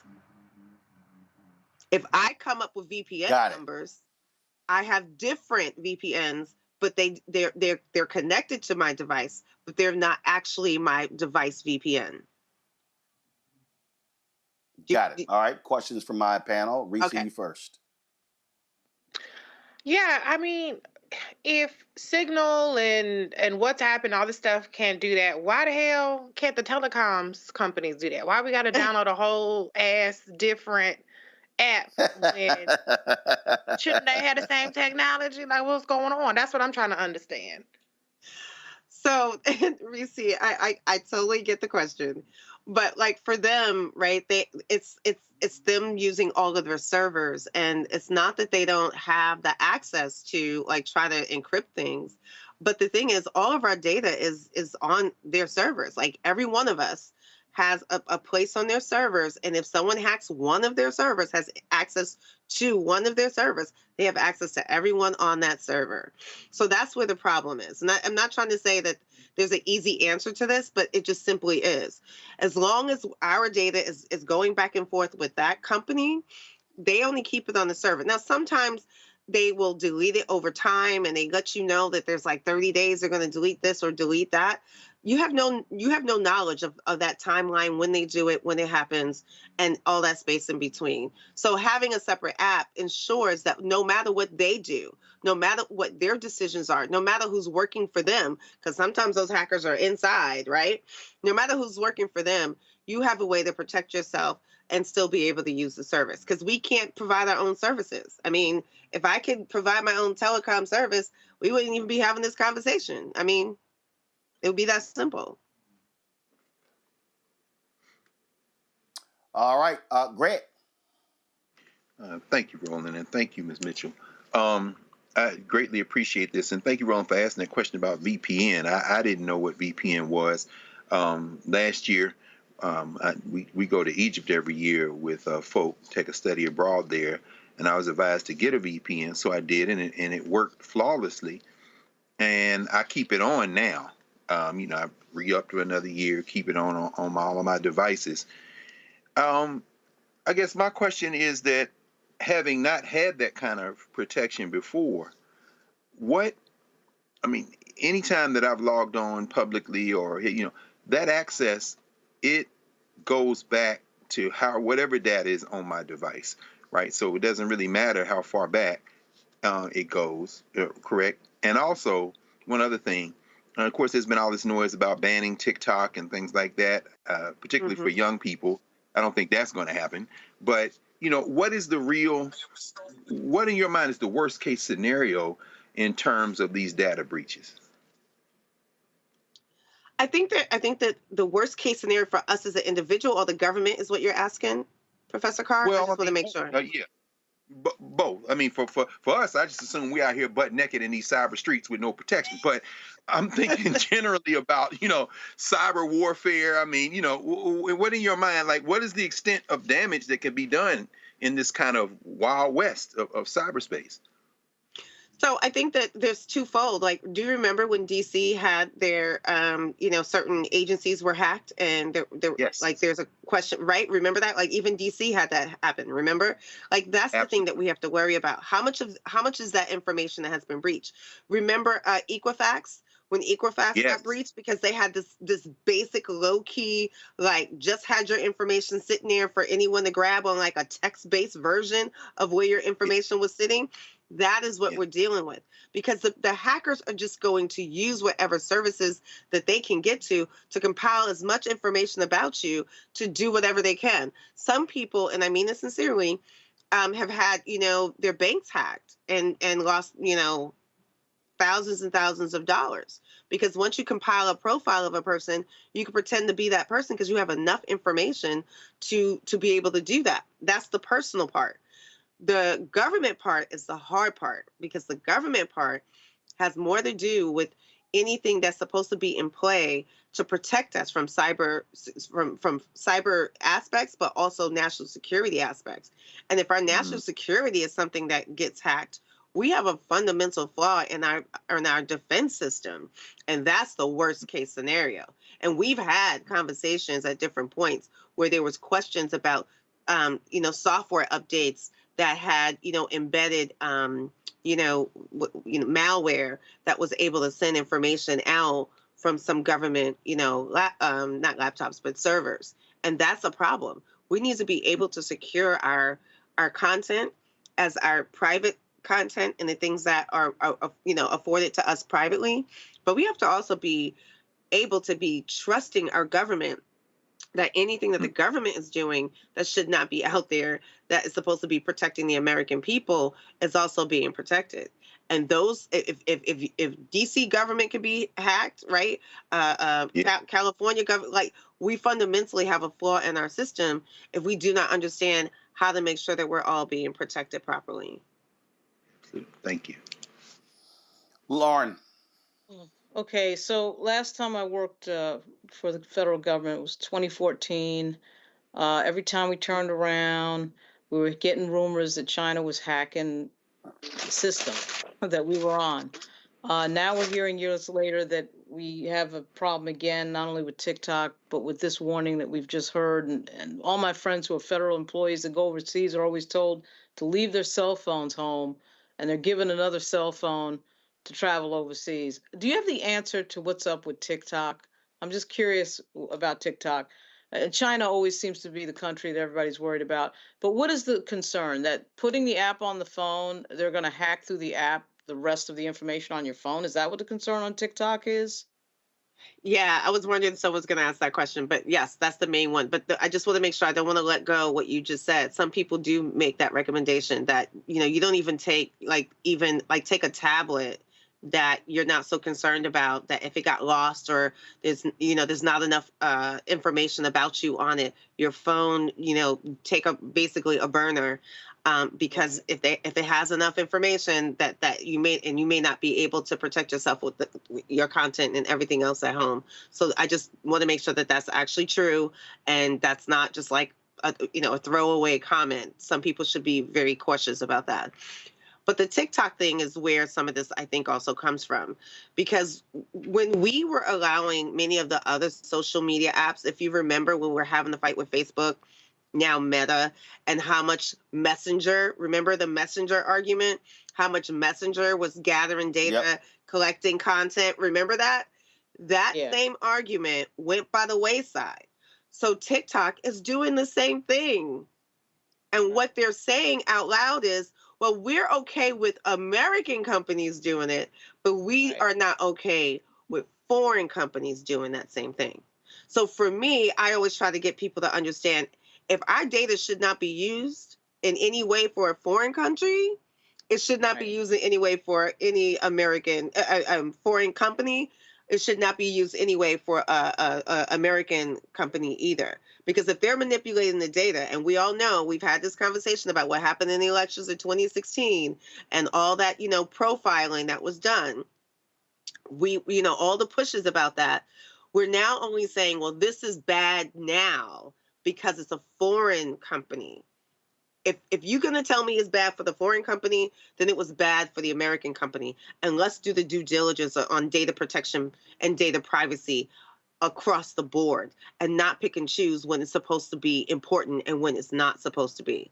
But what they're saying about TikTok overall, just so that we're clear, is that TikTok is also, if you connect it to your contacts, right? If you connect it to any other parts of your phone, they're collecting that data too. They have access to that data as well. And that is the problem. So if you're going to be talking to the people you connected into TikTok, Well, yeah, China is the company that is gonna, TikTok is the company that's connected to China that can get that information and see your messages at that point. So using the encryption says, okay, well, encrypted software says that, okay, they can't get the rest of those exchanges. They may have their names and phone numbers, which to me is still a problem. But the exchanges, the information, the content, the things you're sharing is not accessible for them. Now, they do have access to anything you put on TikTok. So let's just make sure that's clear. All your videos, all your drafts, all of that is still available to them. But anything you do that's not on their service, they should not have access to. And once you start connecting them to different services, even some of the overlap between I know Instagram and Facebook are still within the same company, but once you start connecting to LinkedIn and login from the same services, you're connecting all that content to a central location for them to get access to as well. Thank you. All right. Shireen, we certainly appreciate it. Thank you so very much. Thank you for having me, as always. I definitely appreciate it. Anytime. All right, folks, going to a break. We come back. Congresswoman Jasmine Crockett, we're always talking about the census and why it matters, but we also try to explain to y'all why who controls the state legislature also matters. Wait until you hear what she has to say, how they, in Texas, how they, let's just say, use the numbers of people of color to put more white Republicans in Congress. Folks, support Roland Martin Unfiltered by joining our Bring the Funk fan club. If you want to give via Cash App, I know they make it so much harder now. Cash App got rid of all of our accounts because they changed their rules. But our way around it is if you use this QR code, the app Stripe, you can still contribute to us via Cash App.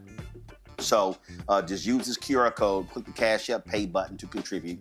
It's a lot harder than just going this direct, but, and so it goes. This is all we can do for Cash App. You can send your check and money order to P.O. Box 57196, Washington, D.C., 20037-0196. PayPal is R Martin Unfiltered. Venmo is RM Unfiltered. Zelle, Roland at RolandSMartin.com, Roland at RolandMartinUnfiltered.com. We'll be right back.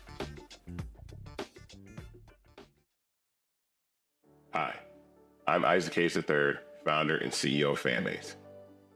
Fanbase is a free-to-download, free-to-use, next-generation social media platform that allows anyone to have followers and subscribers on the same page. Fanbase was built through investment dollars from equity crowdfunding from the Jobs Act. People just like you helped build Fanbase, and we're looking for more people to help build Fanbase.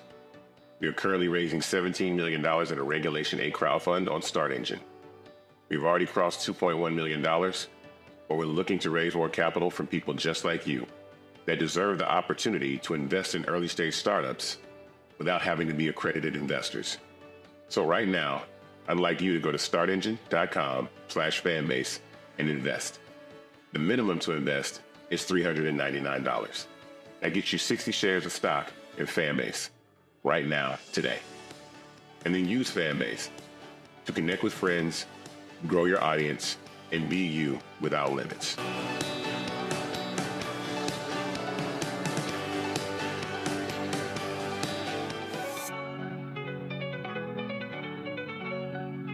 On a next A Balanced Life with Dr. Jackie, we're talking all things mental health and how helping others can help you. We all have moments where we have struggles, and on this week's show, our guests demonstrate how helping others can also help you.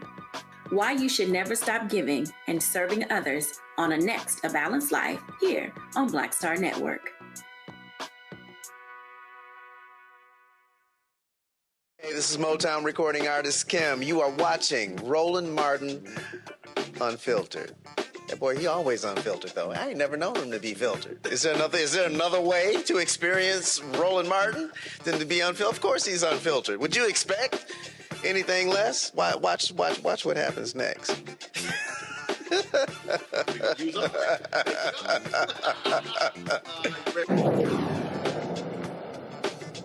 Good morning and happy 118th Founders Day to the Ice Cold Brothers of Alpha Phi Alpha Fraternity Incorporated. This is Governor Wes Moore, and I'm honored to celebrate this special day with each of you. Alpha has long been a guiding light in the fight for justice and freedom in our country, and no matter the challenge, whether we find ourselves in the fell clutch of circumstance, under the bludgeonings of chance, we have not winced nor cried aloud. Alpha men have always stepped up to the moment. And today, we celebrate our beloved jewels. To the brothers of the mighty, mighty, mighty, mighty, mighty, mighty Mac, thank you. Thanks for your leadership and service in honor of our jewels, our ritual, and the banner of Alpha Phi Alpha. Your work continues to make Maryland a better state. Happy 118th Founders Day, y'all.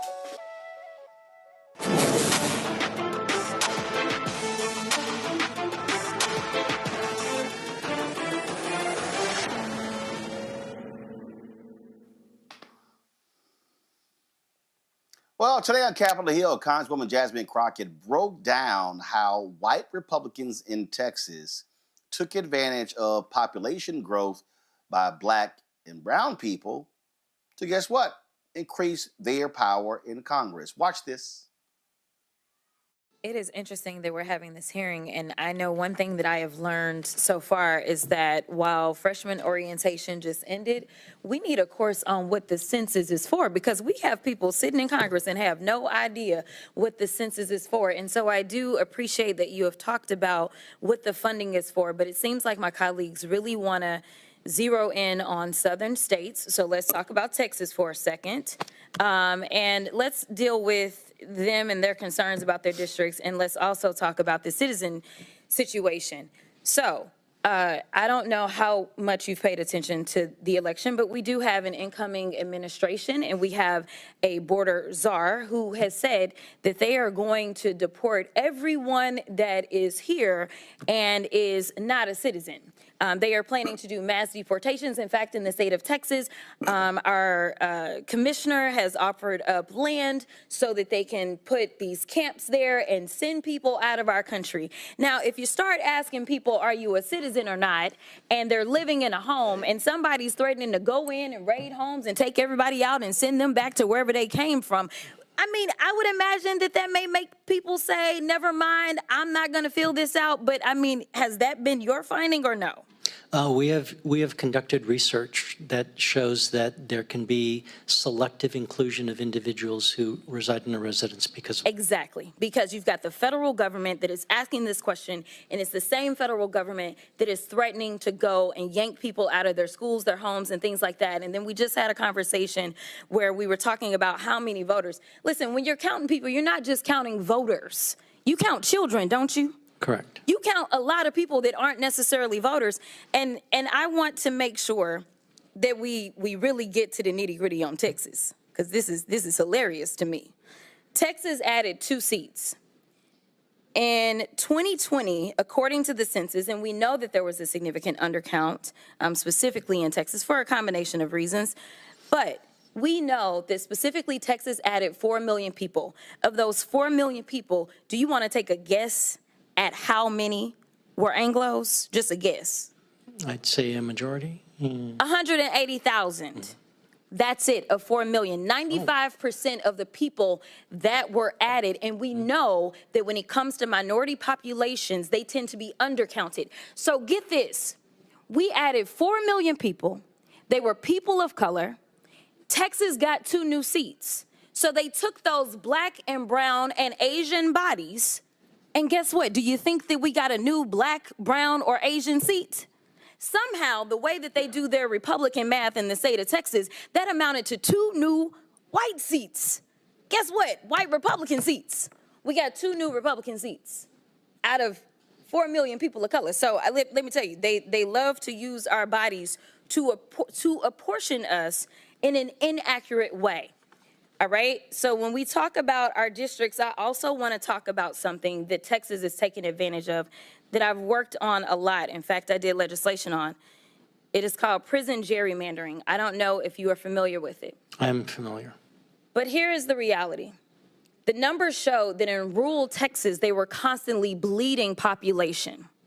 Urban Texas was growing exponentially. But what they do is they count inmates where they are imprisoned instead of counting them where it is that they will return to.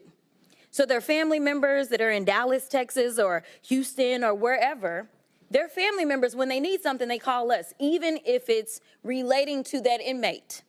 But somehow rural Texas is getting better roads than they probably deserve because they're counting those inmates that are not driving on those roads. They're counting those inmates that are not using their hospitals. They're counting those inmates whose children are not attending their schools because of prison gerrymandering. So again, Republicans are really good about using black and brown bodies, because I can also tell you that the numbers are clear that we have a black and brown incarceration issue, not just in Texas, but in this country. And in fact, the state of Texas incarcerates more people than any other independent democratic country. That is how bad our incarceration is just in the state of Texas. And I've got so many great colleagues on this committee that actually benefit from being able to do things like that. So listen, this is about resources. It's about putting the resources where the people are. And I am curious to know, for whoever goes next, do you ask your constituents when they call your office, are you a citizen or not? Because at the end of the day, I have to handle immigration cases as well in my office. We are elected to represent the people regardless of their citizenship, and we have to help them because they reside in our districts. Thank you, and I'll yield. So I'm glad there, Reese, Congresswoman Crockett talked about the census, how critically important that is when it comes to accounting. But here's also something that people need to understand. So the CBC fought for additional money to be put into the budget for media to try to count many African Americans as possible. What then happened was the white ad agency that got the contract decided, oh, we're going to create our own rules. Congressman Stephen Horsford was he was on the show when this happened. He was the CBC's Census Task Force leader. When he met with the agencies, they literally said, oh, we're not going to buy any newspapers, the circulation 50,000 and under. Okay, the whole point is for you to reach as many people as possible. I had to call, so we filled out the information in the portal, which they said to go through, did not hear from them for 4 to 6 months. I started calling them out on social media and on the show. Then all of a sudden, they called the black ad agency, Carol H. Williams, who they also were freezing out of the process because they didn't want her to make a lot of money from their fee from this here. What should we do? She's like, I advise y'all to cut a check. So the only reason we got $250,000 in advertising was because of the pressure put on them. So I need black people to understand that, again, mainstream white media got millions of dollars from census money that the CBC put in specifically for black folks to get. And then on the political side, white Republicans, what they do is, oh, population increases? Yeah, we're going to create more opportunities for white Republicans. I'm saying all of this because in 5 years, it's going to be another census. And let me tell you, whoever's in the White House in 2028 is going to be dictating how the census goes. So people need to understand that whoever's in power in 28 will control the 2030 census, and that's going to have an impact for the next decade about political representation. And oh, by the way, if you lose population, because we saw it last time, and it's projected that blue states are going to lose 12 electoral college votes. California, Illinois, New York, I think Michigan or Wisconsin. Don't be surprised if Republicans in Nebraska get rid of that one blue delegate. And so that's going to be 12 electoral. So you need 270. So that means Democrats are going to have to go get 12 elsewhere. And those 12 are likely going to go to red states because of population shift. Reese? This is why the deck is so stacked, and this is why we continue to come up short, because they're playing 10-dimensional chess, child, and we still at checkers. So yeah, when we continue to, even when Democrats are in charge, have white overseers of the money who devalue Black institutions, Black media, etc., and even some Black overseers devalue that as well, then we're going to continue to come up short. And then on the other hand, you have Republicans who leave no stone unturned. We looked at some of the maps in Democratic-led states, and they were atrocious. They didn't run the board up, run the numbers up in the congressional districts like the Republicans did in their states. And so this is a multi-pronged issue. It goes to the lack of trust in the government in terms of the census and things like that. And it just goes back to how Republicans are willing to exploit any and every angle that they can. So I'm afraid that it's not going to be a rosy picture unless there is a fundamental and radical and drastic shift in the way that information is funded in this country. And it's funded in ways that amplify and uplift Black media. And don't talk about, well, y'all don't have 30 million subscribers compared to Call Her Daddy or Joe Rogan or whatever the fuck. When those people get $100 million contracts and we get the little peanuts left over, yeah, we don't have the impact when we don't get the investment. And so it starts now, yesterday, should have started 10 years ago. And it's going to be cumulative, but I just don't see that any of those steps are being taken. I don't see that anybody is taking this seriously beyond people in the CBC. And so I don't know. I don't have the answers. This to me, Lauren, is example again of how people need to understand how politics is connected. Census is tied to apportionment, tied to redistricting, which is tied to who controls state legislatures. So we cannot sit elections out because all of this stuff is interconnected. It is interconnected, but I think we're quickly arriving to a point where there does have to be a discussion, almost like an ultimatum about what the demand is collectively in the Black community and how to get that through political leverage, which requires usually some sort of demand that comes along with some sort of a threat, quite frankly. And we don't leverage money particularly well, but we do leverage votes. And this system, when you're 14% of the population, it's a difficult haul. But for the Democratic Party, we represent more power than just 14%. But it's not leveraged correctly. It's clearly not leveraged correctly. And in fact, we're being leveraged because others have money to leverage us and leverage our representatives and our elected officials to do certain things that are not particularly good for the community. And until that's figured out, all of these other things are going to be made much more difficult, whether it's the census or anything else. Great. I agree. There are 14 states that have ended prison gerrymandering. It was good to hear Representative Crockett bring that up. The news came out of the EU. Today is Thursday, so maybe it was Tuesday, talking about the continuing decrease in population there. Their numbers are now close to mirroring the numbers here in the United States. What they didn't report, of course, was the disaggregation by race and ethnicity. You continue to see people immigrating to the countries of the European Union. In fact, one of the recommendations coming out of the EU report was that they increase immigration. This country will continue on its path of de-whitening.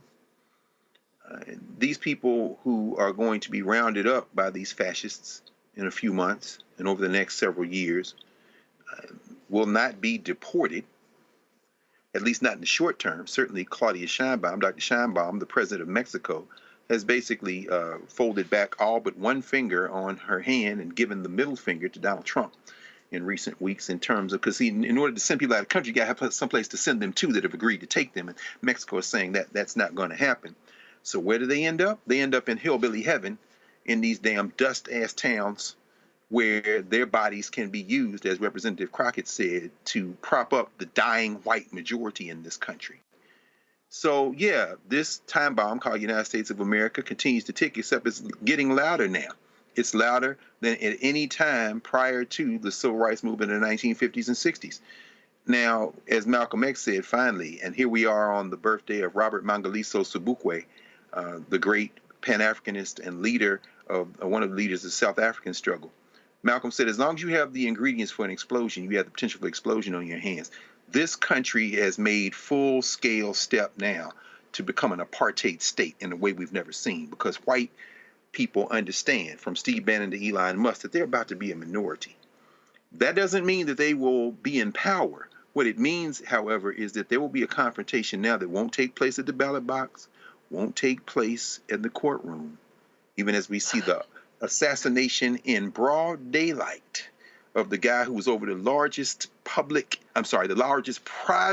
healthcare company in the country. That confrontation is going to take place in the street. And they're not built like that. They're not built for that. All right, folks, gonna go to a quick break. We come back.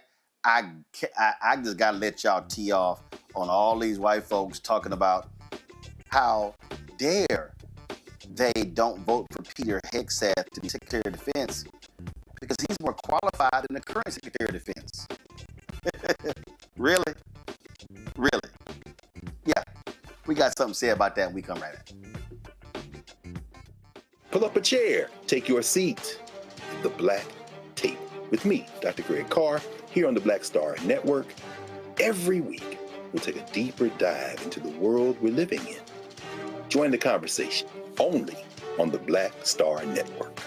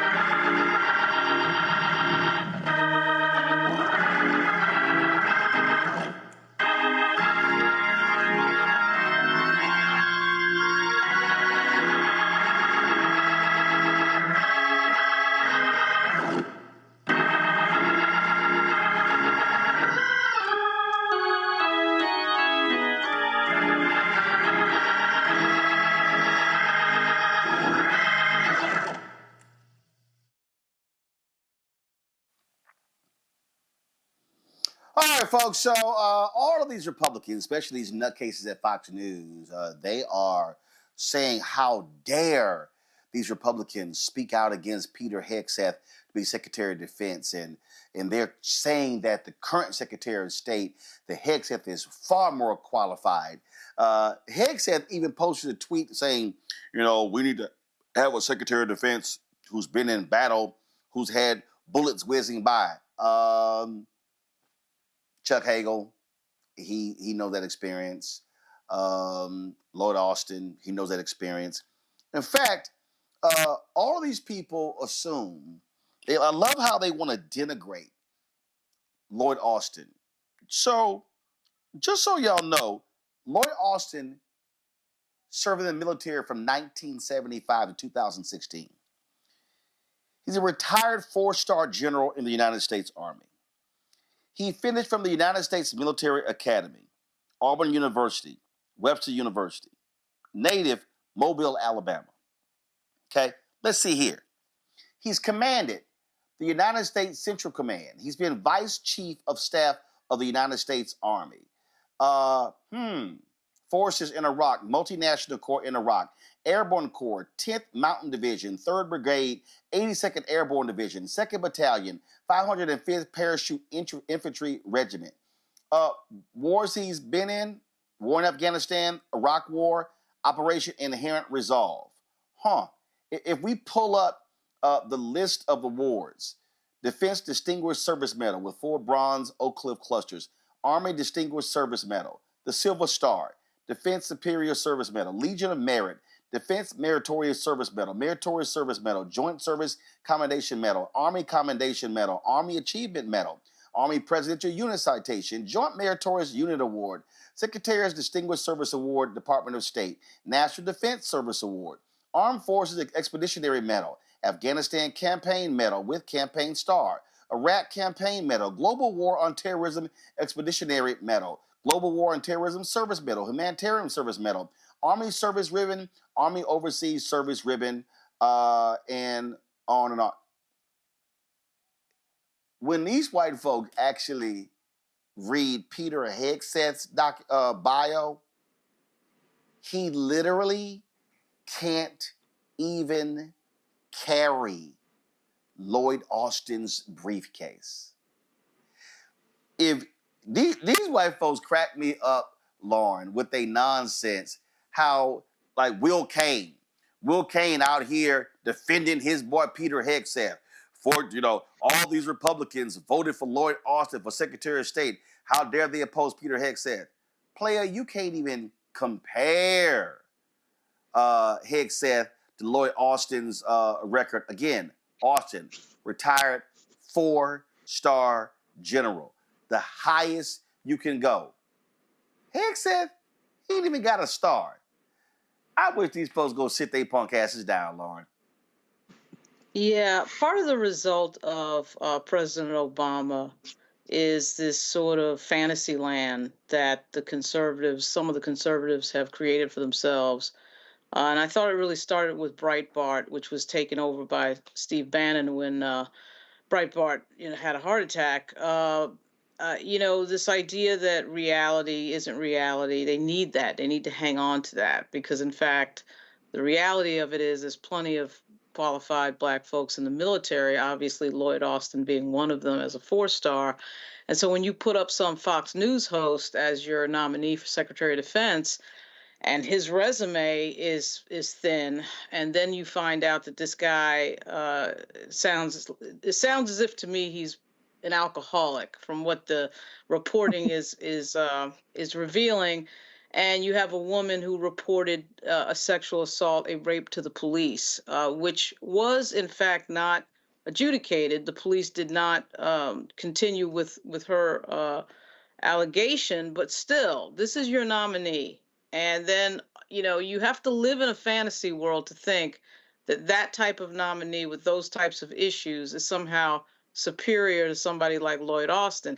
Living in the fantasy is the only way that you can continue this bizarre, crazy notion that you're superior. I mean, that's all they've got. And so that's what this is, in my view. It's a sad state of affairs.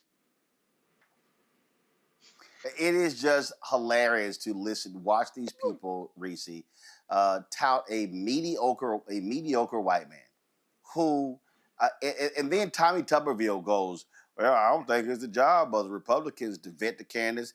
Democrats should do that. Punk ass, that's your job of a U.S. Senator to advise and consent.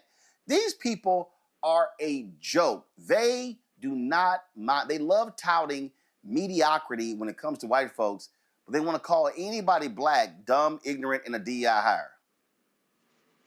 Well, it's the white math.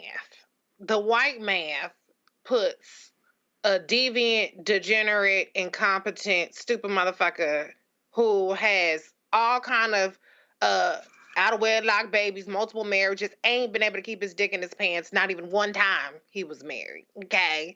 A person who can't even manage a slush fund with 10 measly ass employees. A person who could not manage the funds. He can't manage his alcohol intake, can't manage his personal conduct, who had to have his mama, like a little bitch, sit up there and go on TV and defend him. Imagine Lloyd Austin, grown big ass, calling in his mama to make calls on his defense. And Peter Hegseth, who got dogged out by his mama for being what she said was womanizing and an abuser. Now she coming back in reverse, of course, calling him a patriot. It must be the white man that in your mind allows you to think there's any kind of equivalence, that they're even in the same realm. They wouldn't be allowed in the same rooms, skiffs or otherwise, not the same child lines, nothing. But it's the disease and derangement of whiteness that gives people the audacity to utter Lloyd Austin's name in the same breath as that deviant and incompetent loser, Peter Hegseth.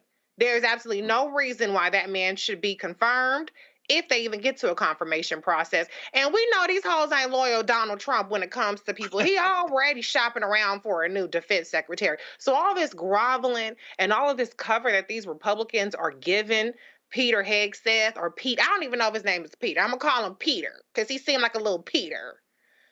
All of this cover they're giving him is just an embarrassment to them. But these people have no damn shame. They are part of the cult at Trump, and he has all these people by the balls. The only person that might tank him is Joni Ernst, because she has her eyes on the gig. And so maybe she might whisper in a little couple ears, and she might say, let's not pick him, pick me instead. Maybe that'll happen. But if it relies on the dignity and the self-awareness of Peter Hegseth to step aside, which surprisingly Matt Gaetz had, then we in deep trouble. But don't ever, ever, ever in your life put Lloyd Austin, who has impeccably ran the Department of Defense. We can see his record now, having run the Department of Defense for the past 4 years. Don't put him in the same sentence as Pete Hegseth. That is ridiculous. I get a crack out of the fact that, Greg, let's see here. Last 4 years, ain't been no cabinet scandals. You ever had people had to resign in disgrace, didn't have to be fired, none of that sort of stuff. But hey, these little MAGA trolls, they say, oh, we want that back. Oh, so they want that chaos. But the sheer incompetence of Peter Hegseth, yeah. When your mama wrote the letter to you, and she mad it got published, your mama wrote it. We ain't said. Your mama said you were abusive to women. Man, I don't want to hear that little nonsense. And so the boys cooked, and here's the Will Kane.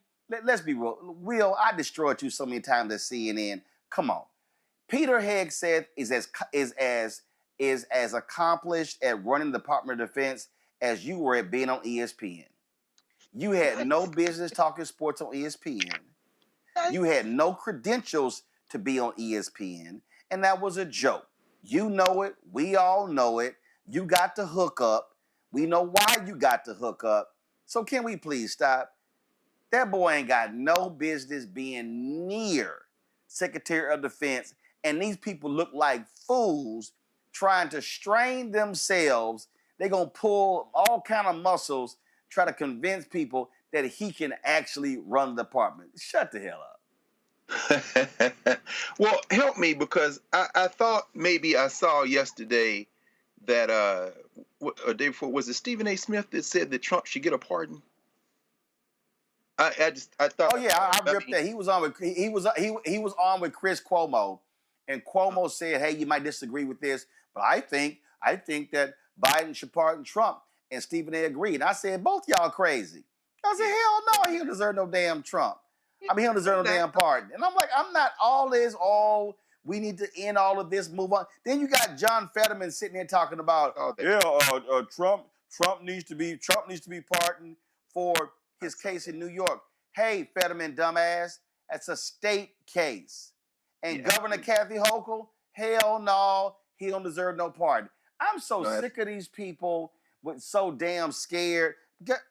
Greg, go ahead. Well, no. I mean, I agree with you, but I mean, now one thing I will say that Fetterman, Cuomo, Stephen A. Smith have in common in this regard, and I'll just detour for a moment. Whoever thought I'd be quoting LeVar Ball, who said Jason Whitlock that the only thing he should comment on is snacks. The only thing that Stephen A. Smith should comment on, the only thing that Stephen A. Smith should comment on is ball. Talk about ball chasing, man. Don't stray your, vocabulary, abuse of vocabulary. You commit so many crimes with the vocabulary. You should save all that for ball playing. Don't get into politics, man. And of course, but the thing that they have in common is they seem to think we live in a nation. This is the fundamental mistake. I'm gonna tell you who else got mad at the idea that Hegseth would be abandoned. Steve Bannon, yesterday from his row house in the shadow of Capitol Hill, on his War Room podcast, mad as hell at Trump and them, saying Mar-a-Lago needs to get its act together. Do not abandon. And I don't know whether it's Peter or Pete either, Reese, but he said Pete. He said, don't abandon Pete. Don't abandon Pete. Because, and this is the fundamental issue, abusing women, sexual assault, complete and thorough incompetence, alcoholism, these are not detriments. They are qualifications. The objective that Bannon has is to destroy the government.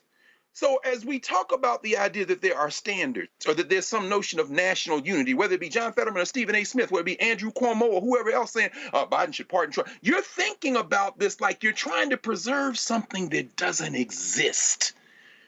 Just like the deficits that are going to explode when the Republicans give all this money to their billionaire friends and then the Democrats get back in office and try to fix it. You're trying to fix something. You're moving against a force that does not want it to be fixed. Steve Bannon, finally, is angry because these nominations are for people who will literally, if you can't destroy the Department of Education, you put WWF slap wrestler in to starve it to death, to take away its staff. If you can't destroy the folks over, whether it be the Department of Commerce or whether it be the folks who are going to control Bitcoin, the news breaking now that they're going to not have Bitcoin be regulated at all. They want the chaos because the chaos will allow them to steal with impunity. So Pete Hegseth may or may not get put out. If he gets put out and they pull DeSantis in, as Rebecca was talking about last night right there in the studio, we need to have a strategy for thinking about who we're going to fight to put in the governorship in a few years in Florida. I don't know whether any of the men servant in the starting five will be picked. I understand Wesley Hunt is on the short list. Bruh, you're a black man in the Republican Party. You're not going to be the secretary of anything, perhaps the secretary of the janitorial crew, perhaps in the Pentagon. Wesley Hunt. The point is that these people want the chaos. That is the objective. They want to implode the thing from the inside, and then they get to do whatever the hell they want. So I think we're reading it wrong when we start talking about qualifications, because the cruelty, as Adam Server said, is the point. The disqualifying things are qualifying things in this bizarro strategy. Well, we know how crazy deranged they are. But what y'all not going to do, you ain't going to impugn the integrity and the qualifications of this brilliant black man for that idiot. But also, don't you love the Republicans who talk about the elitists, the Ivy Leagues, but they keep saying he Harvard educated. They crack me up with that nonsense as well. Now, Peter, gone back with your 4-5 wives, gone back with your drinking, because guess what? You ain't going to be Secretary of Defense. And Will Cain, you're embarrassing yourself riding for your boy. But it ain't going to happen. Just letting y'all know it ain't going to happen. Lauren, Reese, Greg, I appreciate it. Thanks a bunch. Folks, y'all, I'm here to speak tomorrow at the private memorial service for Frankie Beverly. Tomorrow would have been his 78th birthday. But right now, I'm headed to go see, just my luck. I come to the Bay Area. I hit some friends. They say, hey, we got an extra ticket to the Warriors games. And they happen to be playing my Houston Rockets.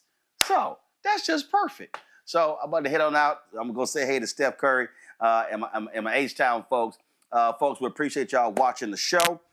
Don't forget, support the work that we do. Join our Bring the Funk fan club. Give via Cash App. Use the QR code from Stripe. This is how you can give via Cash App. Use the Stripe QR code. Send your checking money order to P.O. Box 57196, Washington, D.C. 20037-0196. PayPal, R. Martin Unfiltered. Venmo, RM Unfiltered. Zelle, RolandSMartin.com. RolandMartinUnfiltered.com. Also, be sure to download the Black Star Network app, Apple phone, Android phone, Apple TV, Android TV, Roku, Amazon Fire TV, Xbox One, Samsung Smart TV. Be sure to get a copy of my book, White Fear, How the Browning of America is Making White Folks Lose Their Minds. Available at bookstores nationwide. Get the audio version that I read on Audible. And get our latest shirt. Folks, go to blackstarnetwork.com, RolandMartinUnfiltered.com. Don't blame me. I voted for the black woman. You can also go direct for that other merchandise, RolandMartin.creator-spring.com, or use the QR code as well. Folks, I'm going to see y'all tomorrow. Have a great one. Holla! I'll be an alpha man until the day I die. I said, zoom, zoom, zoom. My brother, I love my black and gold. I got the fever down in my body, that fever down in my soul, that alpha fever.